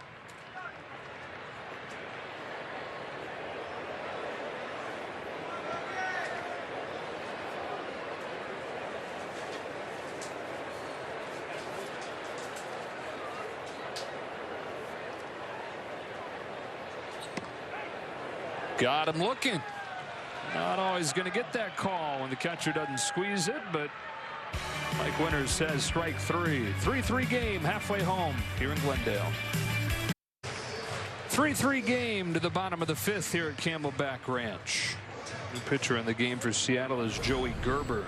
Dodgers took a 3-1 lead last inning on a 2-run double from Anthony Garcia, and he visited with Alana. All right, Anthony, a great game for you, perhaps when you didn't even know that you were going to get into this one. At what point did you find out that Mookie was out and you were in? I mean, I was taking ground ball, backfield, and they stopped me, my workout. And I'm like, what happened? And they say, no, you're in the game. Mookie is sick. I'm like, all right. Thank you.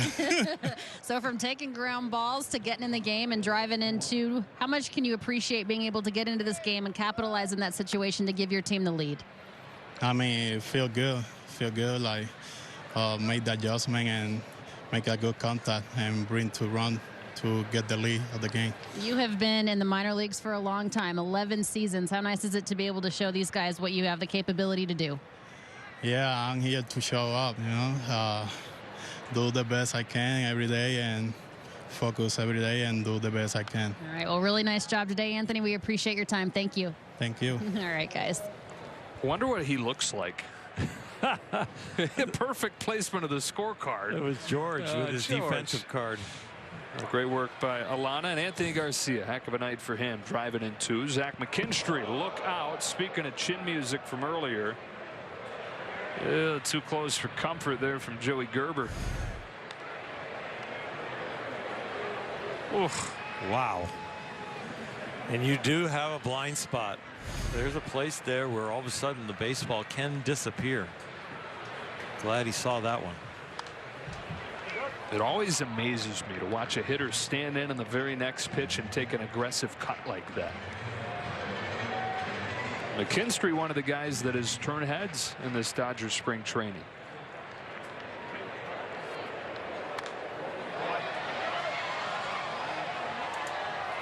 Very slick fielder, and really looks like he's got a great baseball clock as far as understanding time and space with the runner. You see that 300 average, and he carries some pop with him too with the 19 home runs. Went to college in the great state of Michigan. Chippewa.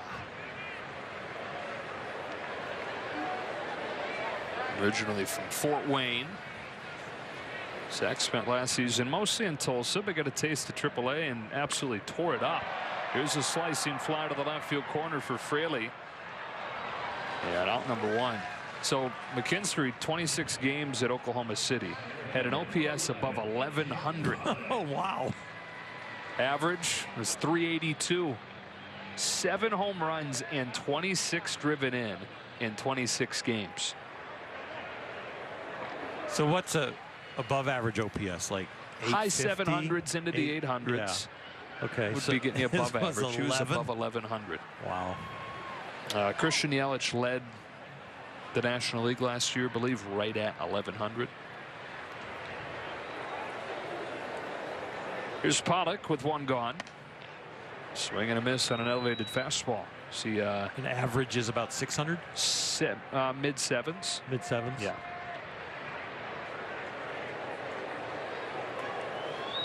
Average OPS is 600 for the former baseball players. Yeah, okay, gotcha. Yeah. Speaking of Yelich, you see a long-term extension for him? Uh-huh. I saw the announcement of the press conference, but I didn't know if the press conference has happened Yeah, now. I believe it did. Today, I yeah. believe it did. It's taken him for another 10 years or so, right? Through his age 36 year with an option. Pollock down looking, 2 gone in the 5th. Something like 14 and 15 million the next 2 years, and then 22 million for like 7 more or something. Gosh, like that. you been studying? Oh, I do get up and read my phone. I used to get up and read the paper. Yeah. Phone doesn't feel as good. You know, there's something about opening up a newspaper. Hernandez stands in. It's a good spring training topic. It's a crack bat flare. Shadow right center. Gordon running out. Over the shoulder makes a nice play. He's a fun player to watch, D. Gordon. Clear with 5. Tied at 3. Tie game here in Glendale. Moments ago, Corey Seager visited with Alana. Corey, at this point in spring training, how many different types of pitches do you want to see over and over again to know that you're comfortable? Oh, man, you just want to see pitches. You know, it's just all about getting timing back. It's not really about any certain one. It's just kind of getting the bag, getting in the flow of the game again. As far as splits are concerned, do you need to see more left-handers than right-handers, or do you care? I actually kind of like facing lefties better in spring. You know, it kind of keeps you in a little bit more. But for the most part, you just want to see some pitches. All right, thank you. Absolutely. All right, guys. Thank you. All right, thanks Corey for spending a minute with Alana. As Kyle Lewis takes a ball from Josh Sborz in a 3-3 game here in the 6th. That looked like a guy that wanted to do the interview, but definitely going to do some more work before the end of the night's over. And he is always working. Yep. That's what I meant back in our topic about you talking about the 6th tool. Yeah. When you get to the big league level, they almost all have that 6th tool. But there is a different level at certain times. It was great to watch Clayton Kershaw today in his side work. I mean, every pitch like it is mid-season. The intensity, the focus, what he's trying to accomplish.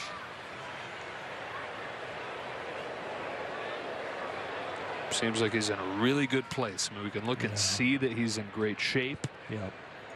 Just watch him in interviews, read his quotes. Seems like emotionally in a great place. Fly ball to right center field off of the bat of Lewis. Peters moving over on the track, called off by Thomas. Not easy when you're working with different guys all the time out there to communicate. Yeah. They did. They got it done. A lot of times you see the center fielder take over there when they both have an ability to catch it, but DJ just kind of relinquished the catch. A couple and the big route. guys out there, huh? Yeah.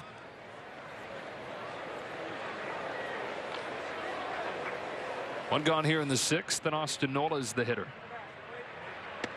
You know, we're talking about Kershaw there. Besides being in a good place, how he looks, how he seems to be feeling, it looks good. Yeah. Watching him in a bullpen where he was not entirely pleased with how it went. It looked really good. Consistency of the location, the consistency of the ball just jumping out of his hand. It was impressive.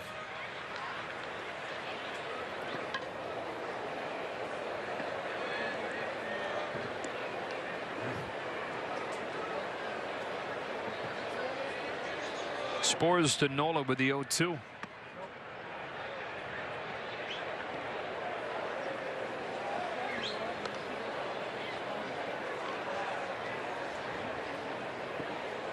Kershaw set just such an incredibly high bar for himself. Last year, he didn't quite reach the bar that he set for much of his career, but he's still top 10 in the majors in just about everything. I know. Yeah, if you talk about it like you do Corey Seager's year and say, okay, we'll just toss that one out. Yeah. he had a better year last year than a lot of people that play in the big or pitch in the big leagues. They're never going to have a year like that in their whole career. And that's the bottom of what, where he can jump over. It's top 10 in baseball in ERA. It's top 10 in wins. It's top 10 in quality starts. Top 10 in batting average against. And in strikeout to walk ratio. And what he is as proud of as anything is that in 26 of his 28 starts, he went 6+ innings. So he would tell you last spring training dealing with that shoulder inflammation, he didn't know. Had you told him then that he would have put up those numbers, he would have said, I don't know. I don't know if I'm going to make 28 starts. I don't know if in 26 of those 28, I'm going to go 6+. And so in a lot of ways, he exceeded expectations in a year where he didn't feel his best coming into the year. Didn't feel anywhere close to how he's feeling right now. Yeah, if that's the way what he can do when he's battling, I can't wait till he's back at it and feeling good the way he is right now. That's going to be a lot of fun. You're in the top 10 and you've done it for a long time. You've been the best ever, and all of a sudden you had a down year because it was a struggle physically mostly, but you found a way to do that. I would pray for a healthy year for him. We might see something special again. A 3-2. Just up. And a 1-out walk. Fringy strike, fringy ball.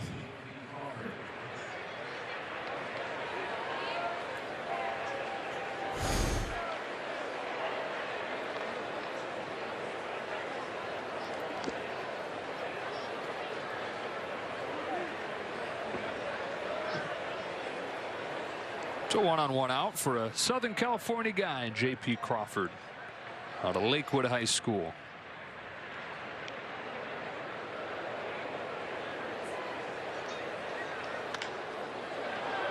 Skitter off the end of the bat to short. Amaya throws over to first to get him.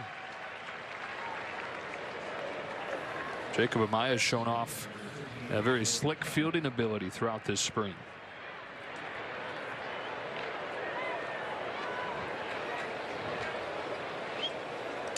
I think that's going to do it for Spores. Dave Roberts comes out and gets the ball with a man at second and 2 gone. Tied up here in the 6th. Dodgers 6th inning.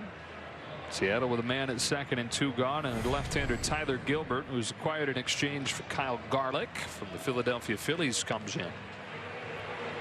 You see the innings at 47 2/3, and then you see the strikeouts right there about 1 an inning, and then you look to the walks because you see, okay, he's got stuff to strike people out. Does he have the ability to command the strike zone and stay in the strike zone with only 14 walks? He does. So he definitely has a future. Former USC Trojan.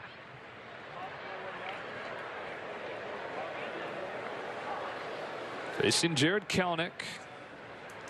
Left-hander against left-hander, misses for the first pitch breaking ball. The state of Wisconsin has produced a couple big-time prospects in the last few years. Gavin Lux of the Dodgers, and this guy, Jared Kelenic, who's out of Waukesha.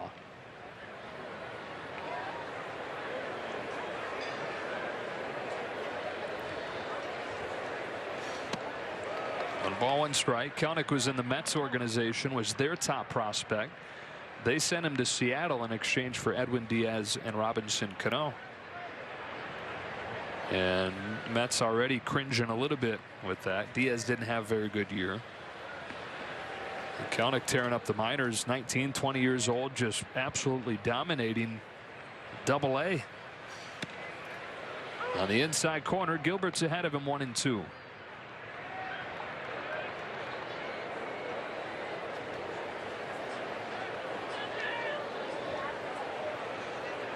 Just gets that inside strike right there, and now in the left-on-left situation, he knows he's got to be used to being in there, and he's also got the breaking ball away.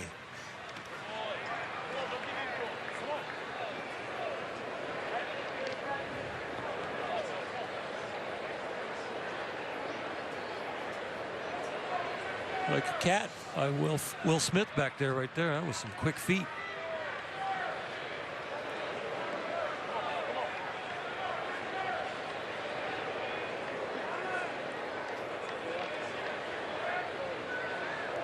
Now a 2-2. Got him looking. Well placed by Tyler Gilbert. Comes on and gets Kelenic. Keep the game tight at 3.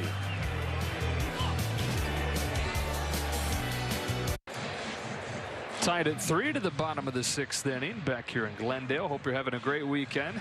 Joe and Oral, welcome inside, and it's good to be back with you.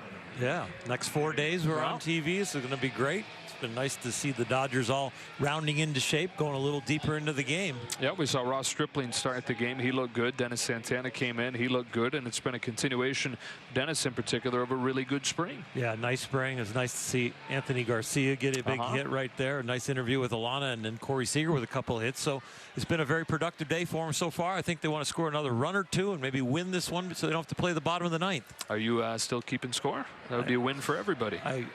It's not been my best night. Nope, that's okay. I made it only to the 3rd. Aaron Fletcher comes on to pitch. I think I had some soreness creep up. It's like spring training, I hear you. Spring training soreness. Shut it down. I'll build it up. We got chances. 4 days in a row. I'll build it back up. Ball one on DJ Peters. Came into the game defensively in center field.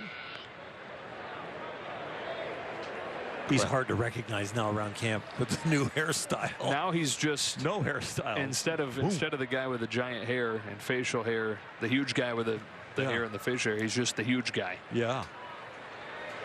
With big time power. Out of Glendora High School.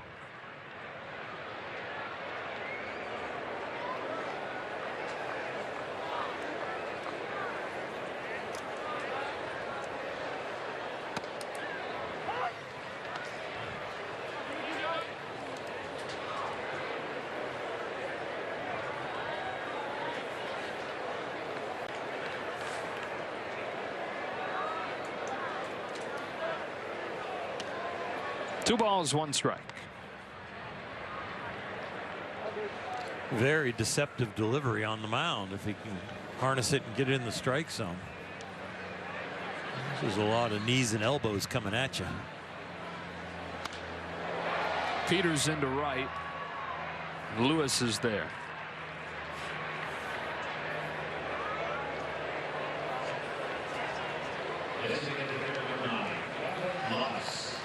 A third at bat for Gavin Lux.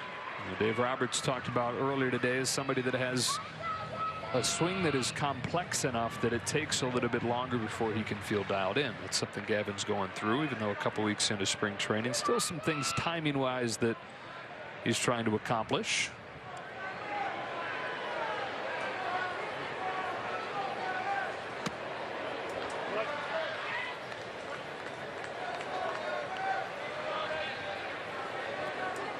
Few more moving parts than maybe others.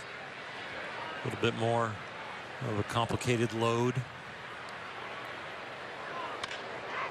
Chops one to second for D. Gordon. 2 up and 2 down.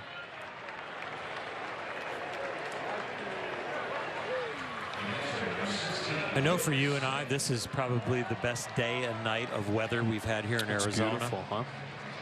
No wind, perfect temperature. Sun was out most of the day. It's quite a night to be enjoying baseball and come out to the ballpark today. If you came out around 2:30 to 3 o'clock, you saw the guys stretch, play catch, you saw the side works, you saw the batting practice, the team fundamental. Then you hang out for another hour and a half or so and come out here, watch the grounds crew, get the field ready, get your beverage and your hot dog, get your blanket laid out. And then you get to watch this ball game in this perfect weather. Sold. Great day to check it off in the bucket list. Will Smith has walked both times, takes the ball here. It's 1-1. They'll be at home again tomorrow. It's a day game tomorrow. Don't forget it, Oral. I will. You got me. Got to set the alarm. Oh my goodness. Day game after a night game. It's getting us in shape too. Yeah. 1-2 on Smith. Fletcher looking for a 1-2-3-6. Now, been a long day. Yeah, that's her sleep clothes, I think. She don't need to be bundled up in this weather. Caught the bottom of the zone to finish Smith and the Dodgers in the 6.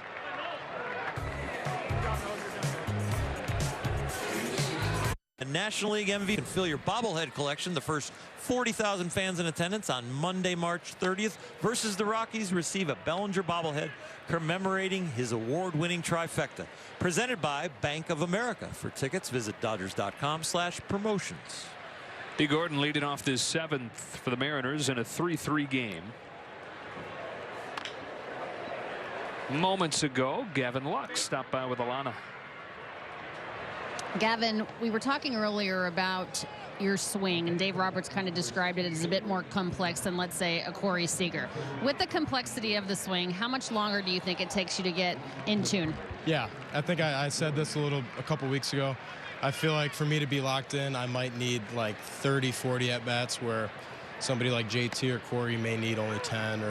So for me, it's just finding my consistency and trying to get synced up, and that's kind of how I go about it. You didn't have to play defense today at DH, which is something you're not going to have to do often. What do you do with that extra time? Is it difficult to not be out there defensively, and what do you do with the time? Yeah, I think you just got to stay in the game and watch, and obviously root your teammates on, but got to stay moving around. During the season, you can hit in the cage and stay loose, but here you're stuck in the dugout, so you're just kind of watching the game and moving around and trying to stay as locked in as possible. Dave really wanted to get you in the game today because he wanted you to face a lefty, a couple of lefties you were able to face. How are you feeling in terms of the progress you're making against guys that are the same handedness as you are? Yeah, a lot better. I think for me, it's just getting more at-bats off them professionally, and then facing some different kind of lefties, whether it's a sinker slider guy, forcing curveball, side slinger. You know, it's just a comfort thing, and the more at-bats you get off them, the better you feel. So for me right now, I feel pretty comfortable off them.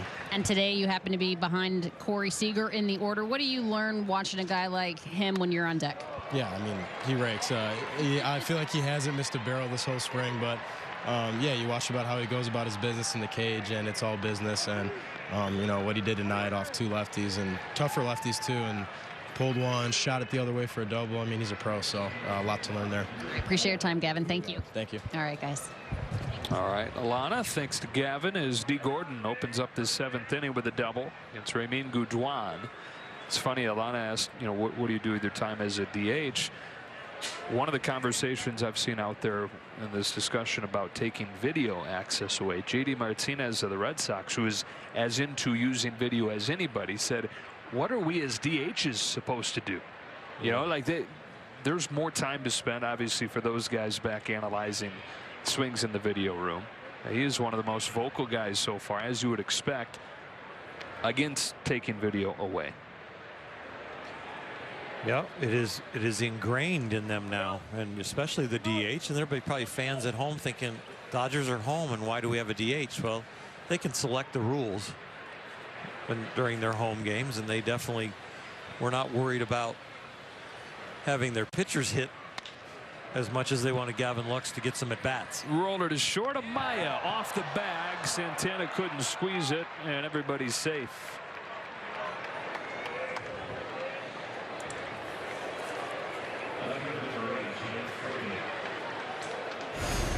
Amaya will probably get the error with the errant throw, but Santana will tell him, I bad. I probably should have been able to catch this one and get the tag on without losing it. And probably the first thing he'll do at first base is check the tightness of his laces at the top. As it looked like it was in the glove, but as it rattled around in there, slipped out, and that looks like almost a brand new glove, or one that he's still breaking in, and that might be the reason that popped out. You're always bringing along your gamer, bringing along your second, and that was a pretty good collision with the glove and the backside to rattle that one out. Dylan Moore goes after the first pitch and lofts one to left. Luke Raley Settles under it, makes the catch, and then loses his footing, but the runners hang on. The left field foul line reached up and got him. A good little smile right there. It's been an adventure out there for Dodger left fielders. That Beatty made a nice catch that he turned one way, turned the other, and nice athletic move to capture one, and nice athletic move right there to get back up. Well framed. So first and second, one away, and Evan White comes up.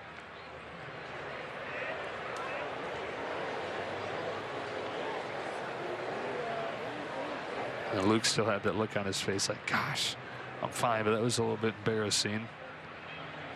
They can't wait to get into a big league game, get some time, a night game under the lights, and make the catch, hold the runners,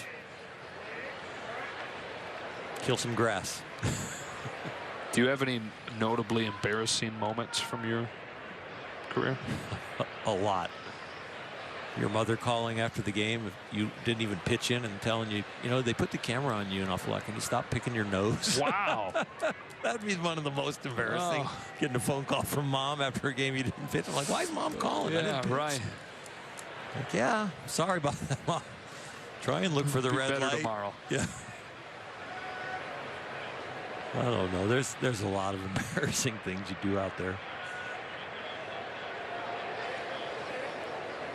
Good drawn home with a 1-0. White lifts this ball to right. That is way up there. Gives Thomas plenty of time. Thomas has a bit of a hard time settling under it as well. Up to third goes Gordon. 2 gone with runners at the corners. Playing outfield with roller skates on. Roller blades. Not an easy thing to do.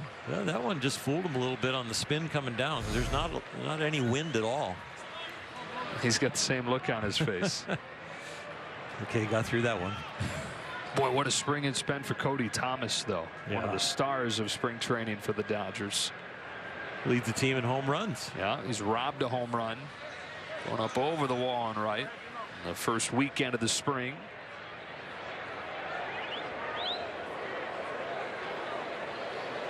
Vogelback comes up with runners at first and third. 2 out and a 3-3 game in the 7th.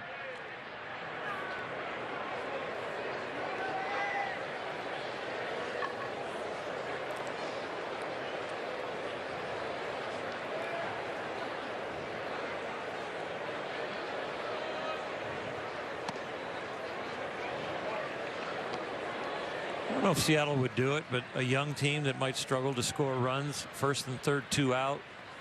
You might see a double steal. You might see him work on that. You got a very fast runner at third.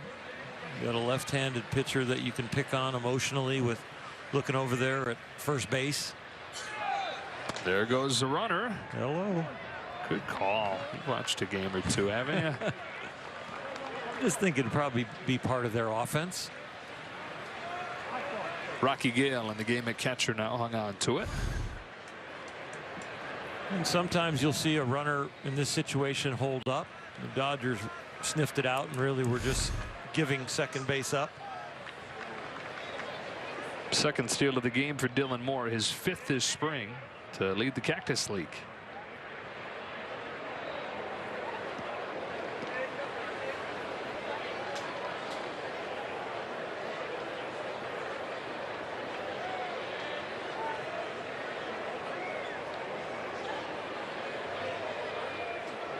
On a 2-0, Vogelback watches ball 3.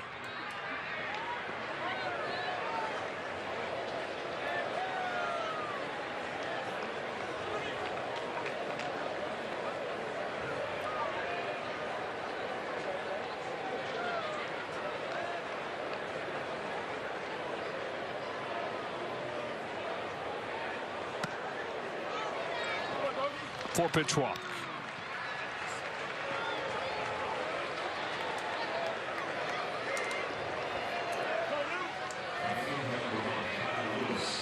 Well, this will test your mettle. Bases loaded, 2 out, tie game, 7th inning, big league spring training game.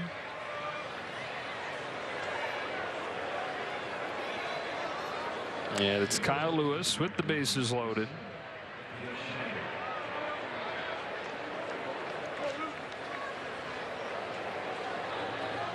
Gordon at third, Moore at second, and Vogelbach at first. The former first-round pick, Kyle Lewis, attacks the first one and lofts it down the line. Thomas out of room.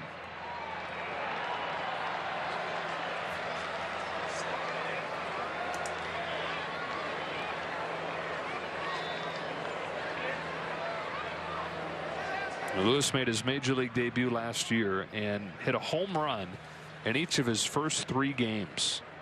Homered in 6 of his first 10 games.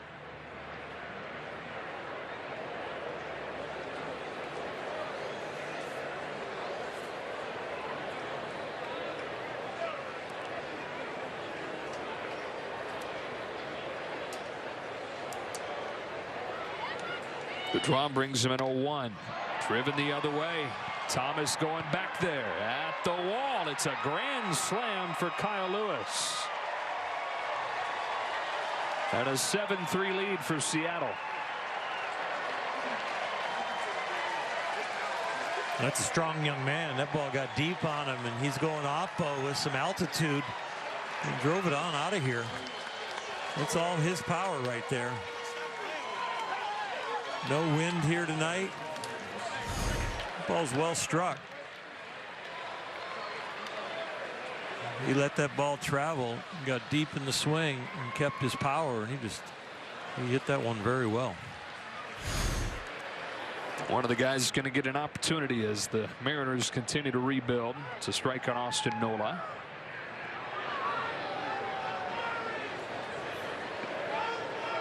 In a division that promises to be a tough one this year.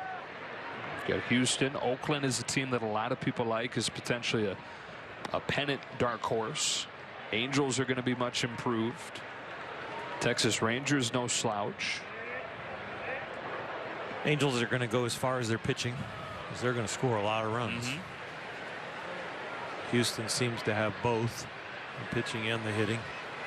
And yeah. Did you see the video of Mike Trout hitting the golf ball? Top golf. I did. Wow. Yeah. I wish you could have saw where the golf ball went. You read from the caption that it went over the fence. Yeah. Not the left or right fence, but the back fence. That's right. And those balls at Top Golf are not like 100 Titleists. Those have a little distance reduction built into them. So he had to really compress. Pretty awesome. A very low compression golf ball and hit it that far. His golf swing in a lot of ways just like the baseball swing, just so efficient. Yeah. Yeah, not a lot of movement. He just some strong hands, strong forearms, good hip turn, the whole thing. A full count on Nola, longtime infielder who just recently converted to catching, and all the reports are very good. Perhaps has a future as a catcher. Mentioned Aaron Nola's older brother, Austin.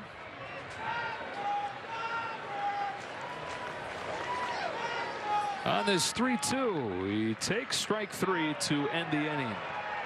But a grand slam from Kyle Lewis has the Mariners in front 7-3 as we stretch in Glendale. Ground ball right here. Get out of the inning.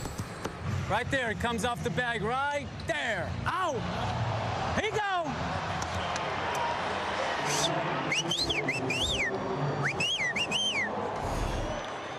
If ever spring training is appointment television, tomorrow afternoon, Dino Ebel is going to be mic'd up for us again, and that is appointment television. Not only exposes his brilliance in baseball and his energy and his passion for the game, but I think really endeared him to the Dodger fans. It was must-watch TV. Nick Ridley leads off this inning, strike 1. I don't care who's playing tomorrow. Him having the mic on is going to be a blast. And not just mic'd up, but with an earpiece, so we get to talk to him. It's basically like he's part of our broadcast crew. Easy, Joe.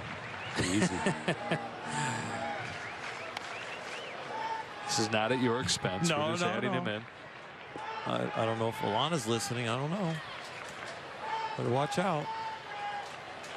Dino Ebel on the mic with an earpiece.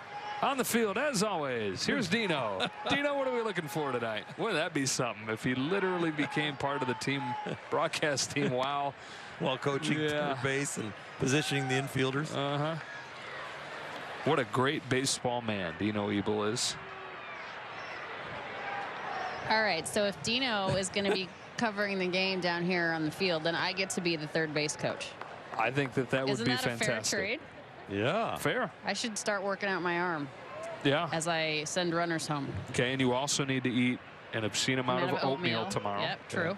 And it'll take the longest run I ever. probably weigh more than Dino does. Despite the fact that he eats all of that oatmeal. He's got some kind of metabolism. My goodness. And the running helps. 58 miles a day. Yeah, it's some crazy amount of miles he puts in. Crazy amounts of oatmeal, crazy amounts of running. Playing for the tie. On a full count pitch, Raley swings through it for the first out of the 7th. But for real, it's going to be awesome to have him mic'd up tomorrow. Earpiece in. We will all learn a lot about baseball watching tomorrow. Eric Swanson, the new pitcher for Seattle. With the Mariners in front 7-3 on the Kyle Lewis Grand Slam.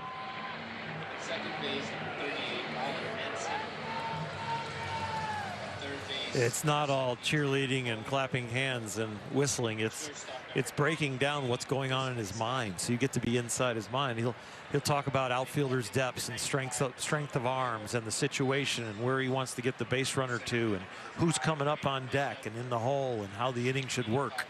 So it is a lot of baseball knowledge.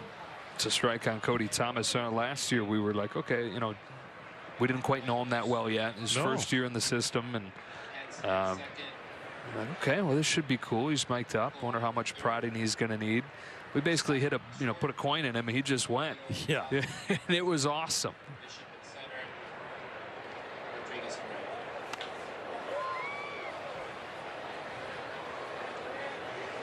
And that's not just because he had a mic and an earpiece. That's the way he is all the time. I mean, he's got so much passion for the game and so much knowledge, and talk about, you know, all the years he spent in Anaheim with Mike Scioscia and now over here with Dave Roberts. He's adjusted to the times, like this whole Dodger coaching staff. You know, I don't think we'll ever describe anybody on the Dodger coaching staff as old school. Some old school qualities, but the fact that Rick Honeycutt has retired, he might have been the first one you'd say, okay, he's more old school, but he adapted just as good as anybody to all the new things. And you think about, you know, Bob Guerin's resume, he's adapted and grown and evolved. Dino Ebel adapted, grown, and evolved, and they're all still pushing the envelope. George over there, his partner at first base. Well, he's not there anymore. Not there tonight, is he? No, He's Danny gonna be Lehman on the coaching bench. first base tonight. But it's just amazing that these guys have not stopped evolving with the game. Gosh, well, I mean, we talk about growth mindset, and there's Danny, growth mindset in players. It can apply not just to the players, but to the coaches, and not just to baseball, but to anything, in life. Yeah, this is a quality group of people that they push the envelope and search and look forward every day to getting smarter and getting better. Roller to short off of the bat of Santana. That's a 1-2-3 inning, sending us to the 8th.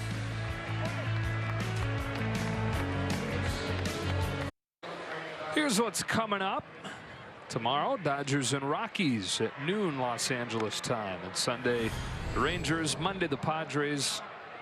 Well, you and I and Alana will be on all 4 of those, including tonight. Those 3 next coming up. Spring training schedule continues. But opening day, 3 weeks from yesterday.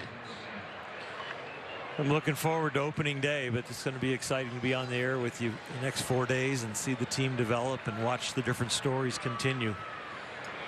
I think we'll continue to see the announcements about the roster paring down.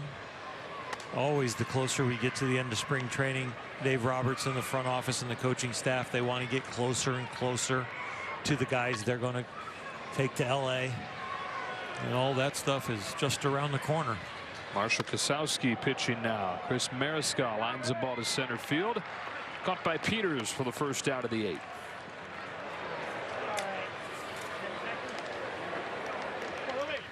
You're talking during the pregame show tonight, but as you get closer and closer to leaving spring training and opening day coming, there's excitement, but there are also some more nerves that come with it, some added pressure depending on if you feel a little tweak here or there, if the swing doesn't quite feel right or a pitch doesn't quite feel right. You see the end of spring training coming on the calendar, and it's like, oh boy. You know, the game faces get a little more drastic. Any little thing is more important now. You know, a little ache or pain at the beginning of spring training, you're just getting in shape. A little ache or pain that gets in the way of you building endurance for the season is not a good thing. You know, blisters and all of a sudden, you know, a little pulled muscle that you can play through, you don't want it now, because now you're starting to get closer and closer to finishing touches, and especially in building your endurance. Number of innings, number of pitches. You don't want to set the calendar back because of some little thing. When guys on the bubble or think they're on the bubbles, results start to matter. You know, feeling good and getting hits, feeling good and making plays.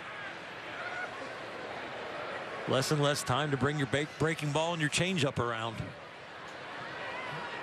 Season's just around the corner. These 20 days will fly by. And when you consider you leave spring training several days before opening day, close to a week before, yeah, it's barely 2 weeks left here in Arizona before they head back home for the Freeway Series. Alan Hansen takes a strike. 22nd, 23rd, and 24th playing the Angels. An off day and then opening day at home. This year, first game will be in Anaheim. The second two will be at Dodger Stadium on that Monday and Tuesday of opening day week. Are we going to drive down together to be so we can be in the carpool lane? Got to beat a little bit of the traffic. I'm not doing the 5 without you. Okay. Going to lay down a new hit record. People don't know what a record is. No promises. We'll Google it. Okay. Earliest memories and what's a record? Been a really good spring for Marshall Kosowski, who delivers here, misses, ball 3. This is his 5th game. He's not given anything up yet. So now 5 innings total, 4 hits, no runs. One of the guys that's made a good impression in his time in big league camp. Fires a 3-1 pitch. Strike 2.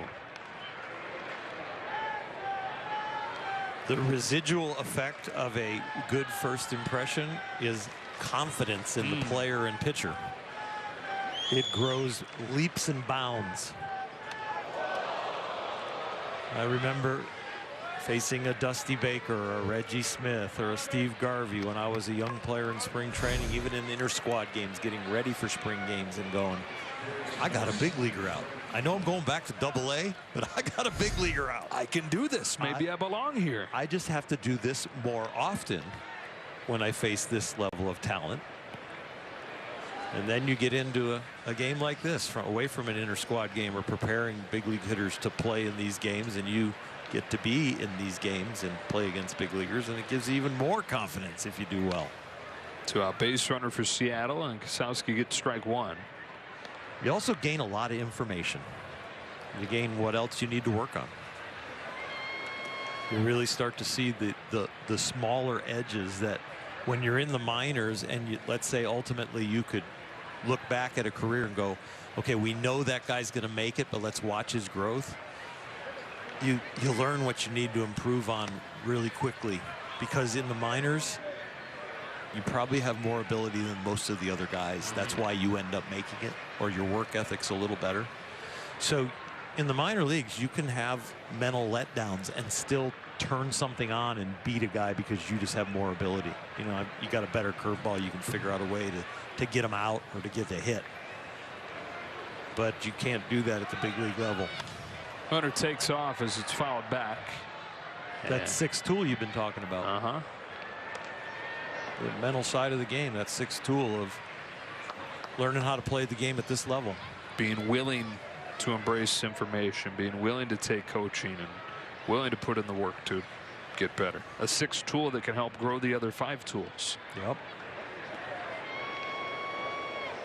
And that's why I will continue to say, and really the light bulb came on for me this year in this spring training camp, is this is the greatest generation to be a baseball player ever, and will probably continue to be because of what they have. I think disappears from Marshall Kosowski, whose great impression continues here in this 2020 big league spring training. All right, yeah. That's some old school coaching. Uh-huh. Wait till they get the data on that pitch. So cool. You've got one of those at home. You got two of them, but one that's walking kind of like that. Huh? Yes. Yep. Belly out. Has Blake stride like that? Still yes. working on balance. Yeah, the belly makes that difficult. Here's Zach McKinstry to lead off the 8th for the Dodgers, down 7-3. How is a belly allowed in your house? You guys work well, he's out, 14 months. You guys so work out all the time. We haven't brought him into the gym yet.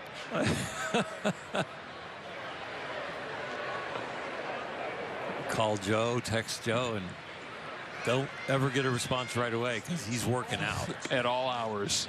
Yeah.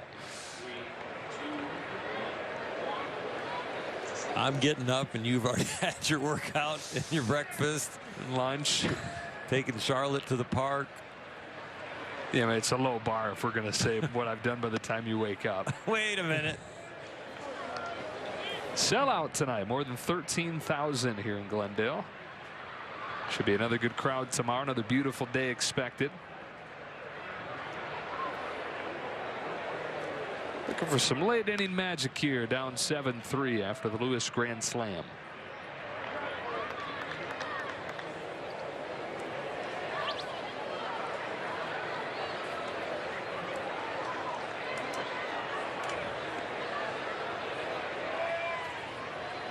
Zach McKinstry, somebody who Dave Roberts said earlier this spring it wouldn't shock him to see at Dodger Stadium at some point this year.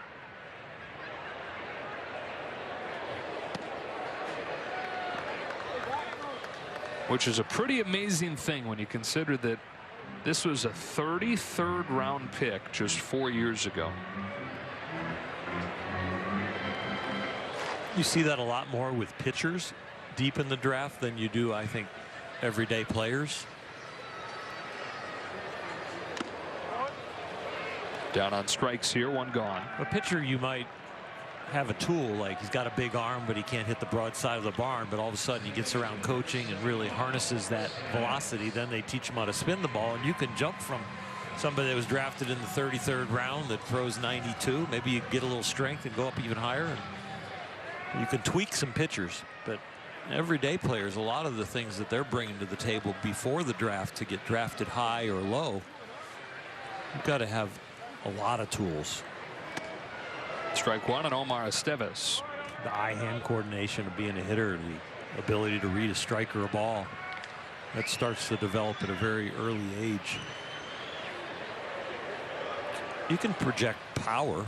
You know, a guy who doesn't hit a lot of home runs all of a sudden can, because of the frame, strength that's going to come on. Maybe a hitting mechanic, a part where the bat is being launched from behind the head and doesn't have the right path, but you get the hands in the right place and all of a sudden get them coordinated with the body and the power comes. Foul ground at third. Cowan giving it a look, but it's in the seats.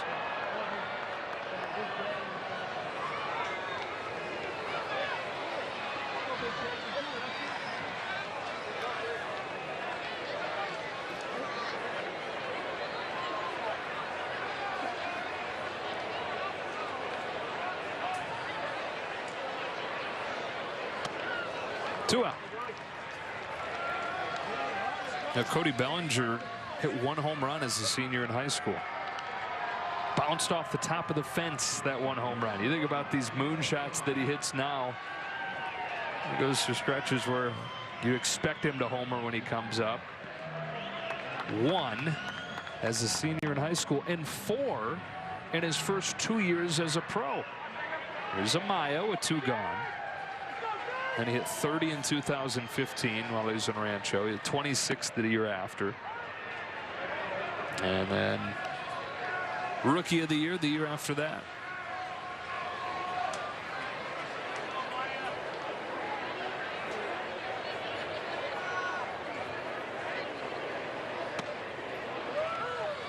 Other than 2 on Amaya.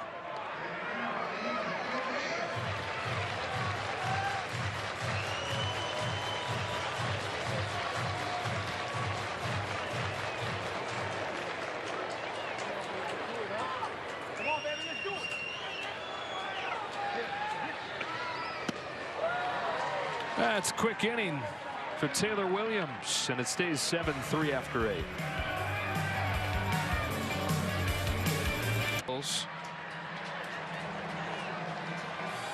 As Jordan Sheffield comes on to pitch the ninth. Jordan Sheffield has some outstanding stuff. You see how quick that arm is right there on that delivery. He can leverage a baseball.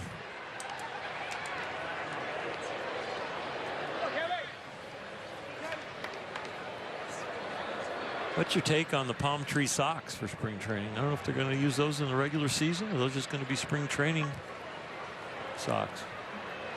Pretty good looking. I don't know why I want to say I've seen those during the regular season. Is that crazy? I don't know. Not many guys wear their pants up like that, but I can't remember like if Kike went high pants or somebody went high pants. You see that? I don't know. Maybe I'm starting to forget even things I learned later in life. Memory discussion. We talk front end memories. How about back end? Yeah, when do you lose it?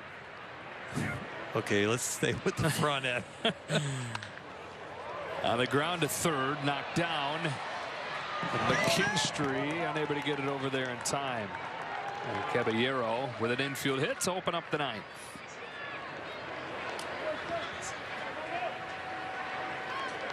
Zach has shown very soft hands throughout the spring. We've seen him. This one gets a little stiff, doesn't it? Yeah, that elbow kind of gets straightened out, and there's no real cushion when that ball hits the kind of the palm of the glove. Hey, Dodgers director of travel Scott Akasaki chimes in.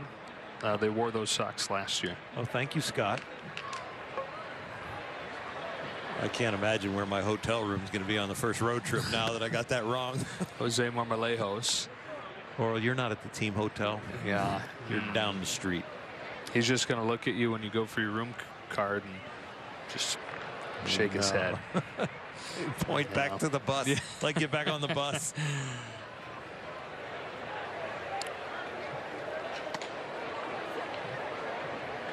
Two and 0.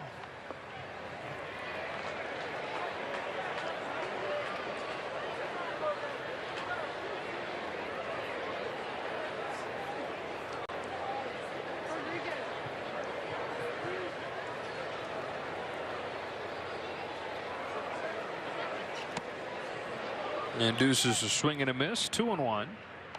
Tell me the truth. Did you remember they had those socks last year? Well, I'm really having trouble seeing them. But yeah, I knew I had seen them somewhere. It just seems like with as rigid as Major League Baseball can be with the rules and what you can and cannot wear. Right. I was second guessing myself.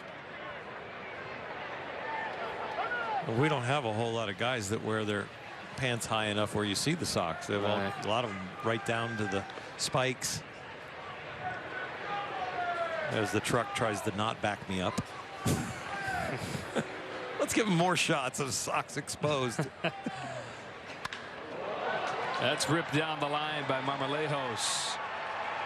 Long run for Thomas to get there.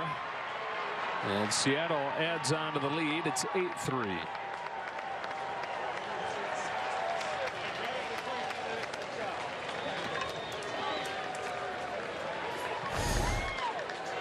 A solid connection right here. Line drive, doesn't hook it foul, and once it gets driven down in that corner, any kind of average speed on the bases is going to score from first. Saw one of the San Francisco Giants beat writers today tweet out that Hunter Pence is wearing his pants even higher now, and the writer said that at this rate he'll be Daisy Dukes by the end of the year. So he's almost above his knees? I think he already is above his knees, isn't he? Oh my gosh. Before? Yeah, he was right. He doesn't like how it feels down below his knees. Yep, he says it feels restrictive. Yep.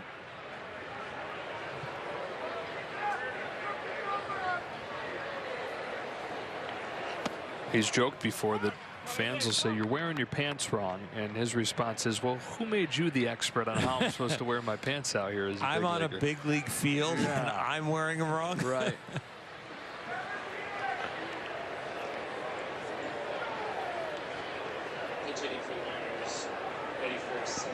Go back to when the Chicago White Sox wore shorts. Mm-hmm. He would have enjoyed that uniform. That was fashion forward. No fun sliding. Oh, I can't imagine.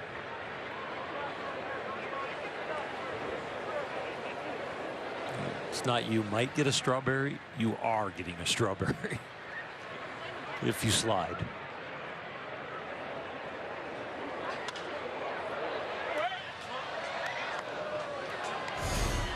This is the other day. The right leg is up above the kneecap, and left leg looks like it's right on his kneecap. Looks like football pants before they really became strict about having to wear pads in them. And all the big league uniforms are custom made, so you try on a waist and maybe a thigh size that is yours, and then you have everything else measured out of how tight do you want it? Do you want it tapered at the bottom? Do you want a little extra bagginess? Do you want it to flare at the end to cover part of your spikes? So that's all custom made. He's designing those.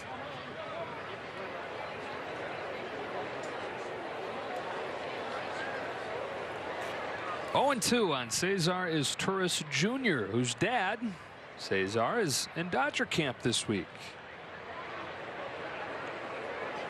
What a cool thing for him to be able to look across and see his son playing. Wow.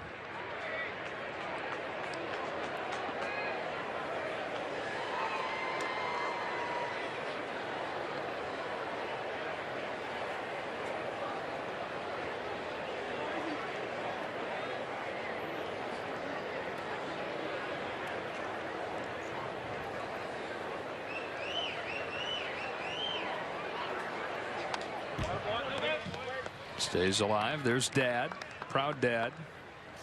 David Vassegh got to visit with him during yesterday's broadcast. So nice having old Dodgers around. Dave Roberts was talking about that before the game today, how great that's been having guys like yourself, Orel, and Cesar coming in. Eric Karros is here. Sean Green is here. And there have been others that have been through. Andre Ethier. Mm-hmm. Take strike 3. Boy, Mike Winters cares about nobody's feelings tonight. If you get to 2 strikes, you better swing, because strike zone has gotten a little wider with 2 strikes. A little higher. Mike's got the old Arrowhead Grill reservation going tonight. The strike zone has gone from a rectangle to a circle. Running a parallel line with how hungry he is. Yeah. Julio Rodriguez, so the man is second and 1 gone.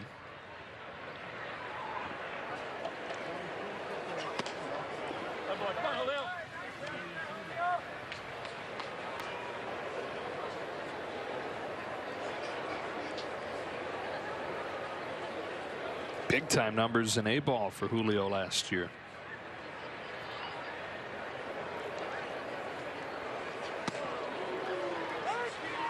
Hitterish looking, isn't he? He sure is. He looks like you talked about it. You know, hitters from certain rounds, and all of a sudden you can project a frame to get stronger. Well, this looks like it's a frame that's going to get stronger. Strong already, but he looked like he might tighten it up some more with some continued workouts. One of their top prospects. A lot of people rank him just behind Jared Kelenic. Wow, it's like Williamsport. This is a new way to do it, too. Usually steep enough that you can just get started on your own and go. This hill needs a little boost.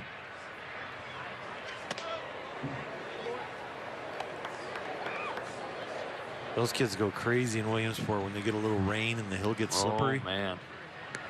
Look out. Need somebody at the bottom to stop them. Uh-oh. Boo. That's a walk for Rodriguez, and they're at first and second with one out. Blanket sliding in progress. Heads up.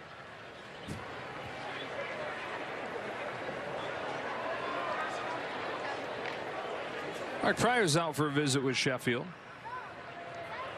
Been a seamless transition so far from Rick Honeycutt to Mark Pryor. Didn't hurt that while Honey was dealing with the back surgery last year, Mark had a stint throughout much of spring training where he was the acting pitching coach, and obviously intimately involved in everything pitching related as the bullpen guy the last couple of years. There was going to be nothing that overwhelmed Mark Pryor or surprised him. He was ready, but in the way this all came down with Rick moving aside and also having the back injury, that really helped the transition.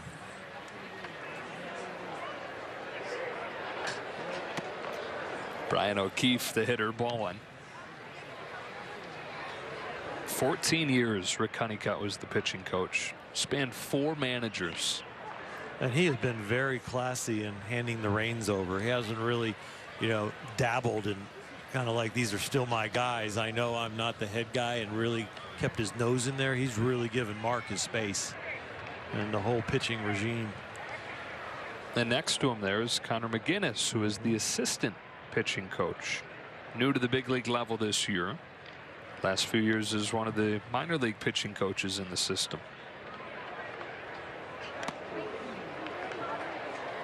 We'll talk about the young guys, and in this day and age being the greatest era to play the game, and how it doesn't really matter what your playing experience is if you are smart and if you can be used as a resource. And McGinnis is an example of that. He played Division III ball. He'd be the first to tell you didn't play it real well. He was a pitcher at Emory University, struggled with injuries, but had this passion for baseball and for coaching it, teaching it.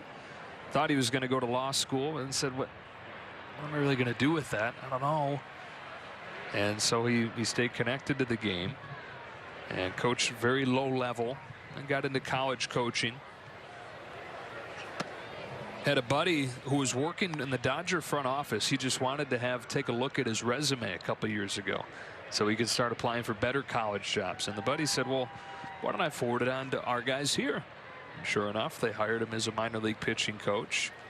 A lot of the guys that have broken through to the majors, like Dustin May and Tony Gonsolin, were beneficiaries of his tutelage coming up.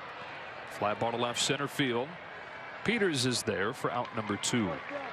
He said he completely broke down and lost it when he got the call from Brandon Gomes and Andrew Friedman that they were offering him a spot as a big league pitching coach. Few years removed from coaching Division III ball. Deserves it and earned it, and a very nice piece of the puzzle. And standing next to a guy with a great baseball resume and Mark Pryor. Talk about 2 different tracks of playing careers, and they total respect coming from Mark, and letting him into the fold and accepting his opinions and trusting him with all the pitchers.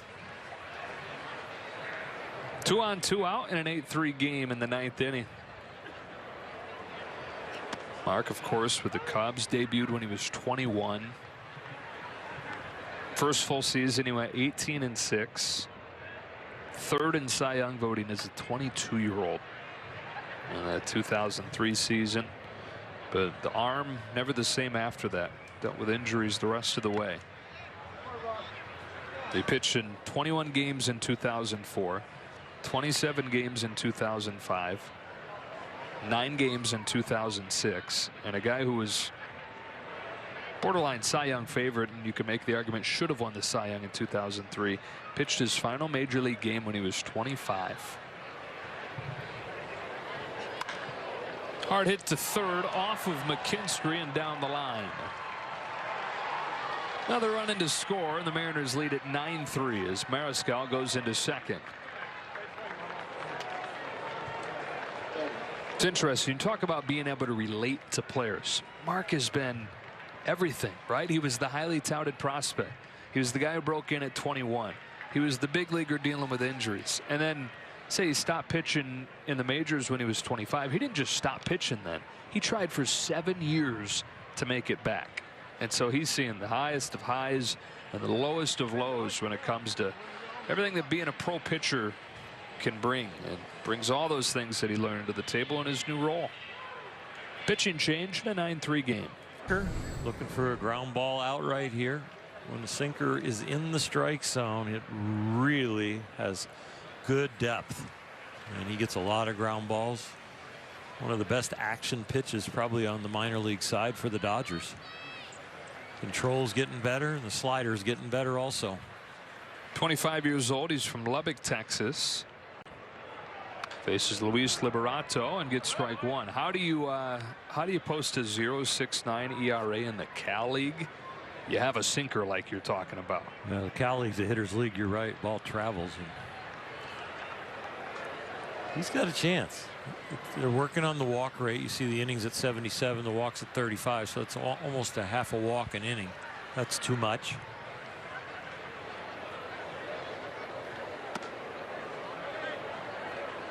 But he's getting there. It's command now. Kind of like Dennis Santana, who we saw earlier in the game. Guys that can spin the ball, has some velocity, and it's just kind of honing in the spray pattern and making pitches. It's not about the ability to make a pitch. It's about ability to make 8 out of 10 of them. That pitch right there, that's the one he wants to repeat. He could throw that ball, tell him it's coming, and throw it right down the middle, and it'd be very hard to hit. Because where the hitter sees that ball and has to think about swinging, and then where that ball ends up, are two completely different places.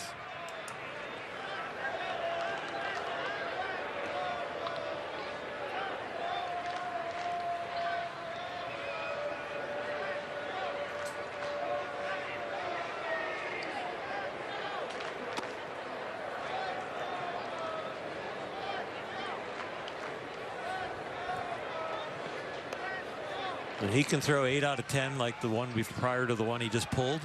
That's when he's a big leaguer. 7 out of 10, even with that exceptional movement. He could probably do it with 7 out of 10. But once you get to 6 out of 10, or a majority of your pitches are approximately where you want them with the correct movement, you jump up into the 70% or 80 percentile in executing them in your mind then. The first 50% to get to 50% or over is a lot about your body and getting your body in line and getting your arm at the right place and keeping your hand discipline. But the rest of it, the finishing, like you talked about, the sixth tool, the mental side, from 60% and up to about 80, 85, and then doing it under pressure and in tough counts and in the big leagues with 50,000 people screaming, that's between the ears.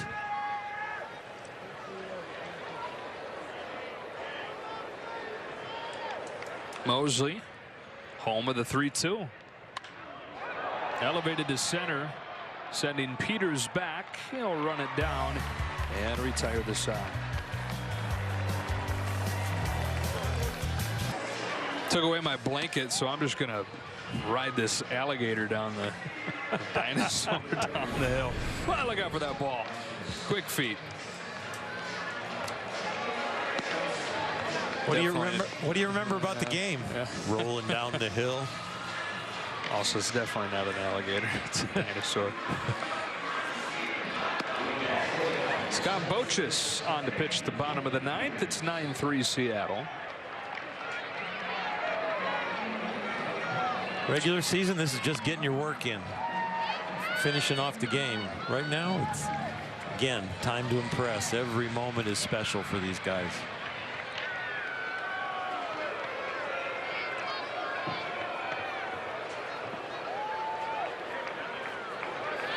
Peters flat out his first time up tonight. By the way, according to Twitter, the general reaction to us not being certain about those socks is more or less duh. We're getting hammered a little bit. I'm gonna have a tough night sleeping. We'll be better tomorrow. Yeah, I'm gonna get the socks right tomorrow for sure. Strike one. Did they not see me predict the double steal? Yeah. I mean, they forget about the positives. How soon they forget. Unbelievable. Tell him to pull replay of that part. Okay. Dear Twitter. Duh. I paraphrased. Oh. Nobody actually said duh. Okay. Peters takes the ball 1-1. Sounds like the same guy who told Hunter Pence he wears his pants wrong. Right. I'll bet you it's his account. Burner.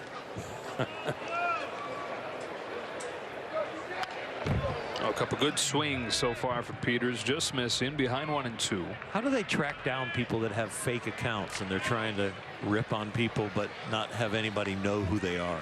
What are they tracking them down for? Yeah, how did What? you, all of a sudden it comes you know, out that that account was this person that's in leadership that didn't want to know that they were protecting themselves. I see what you're saying. They would come on and compliment themselves and fight the people, but are not really the person they're representing. Yeah, I don't know. Oh. Something with like IP addresses, or maybe, I don't know, but it does seem to leak out like, oh, you know that that address, that person is really this person. Peters down on strikes, 1 away. Sometimes it's painfully obvious, like, wow, this account that was just made is only defending this person in particular. Right. This has got to be that person. They know too much inside information. Yeah, right. How would they know that? Yeah. There's no winning a Twitter fight. It's not even. No. It's not even worth picking one. No. And sometimes people get mad at you that you don't stick up for yourself. I'm like, come on, we're just being calm. We're doing the best we can. It's a ball on Jaron Kendall. It's an interesting arena.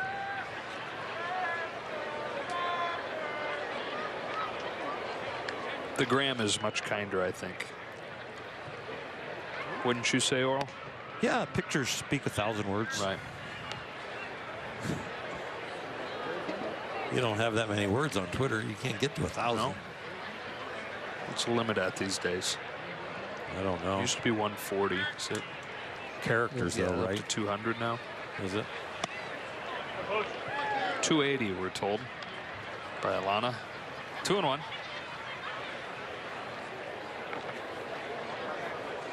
Instagram, you can use as many characters as you want, but you don't need them. Alana is so much more prepared. She knew about the Sox, probably. She knows how many characters are on Twitter now. And you do too now. I know. 2-2 on Kendall. My earliest memory of this.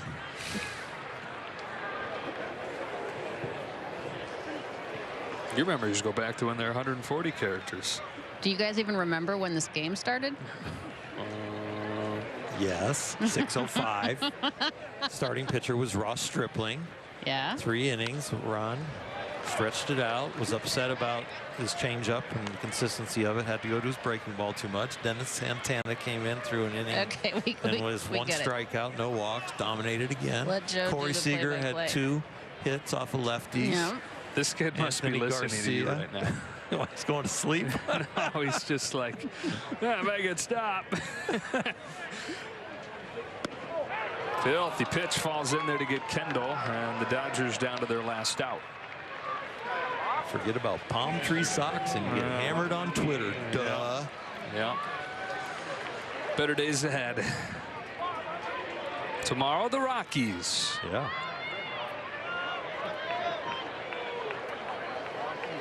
Speaking of David Price. Rocky Gale. Yeah.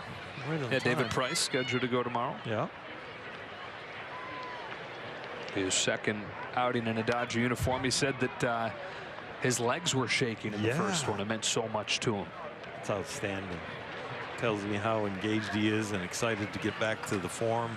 And really, there's no form that he needs to get back to other than health, because when he's healthy, he is really good. It's exciting to see him come back this year and put on the Dodger uniform.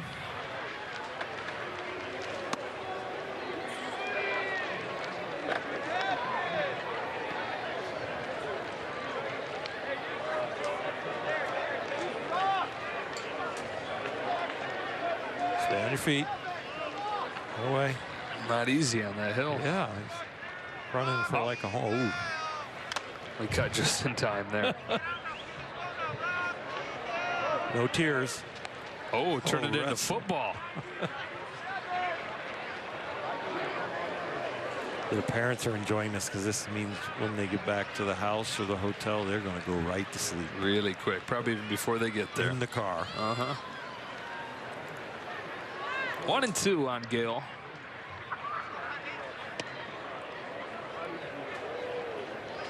Honey, now settle down. And the other honey is like, no, let him keep running. Get it all out.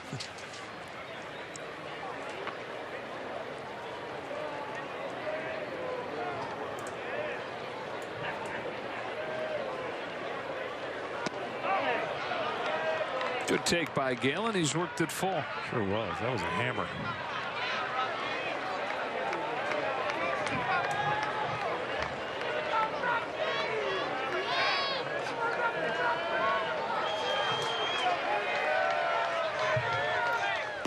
That does it.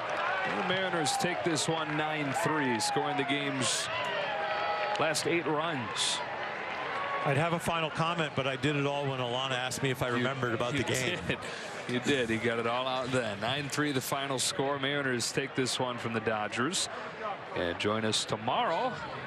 The Dodgers welcome in the Rockies. We'll be live on Sportsnet LA with a pregame show at 11:30 Los Angeles time. Access Sportsnet Dodgers with the guys back in LA coming up in just a moment.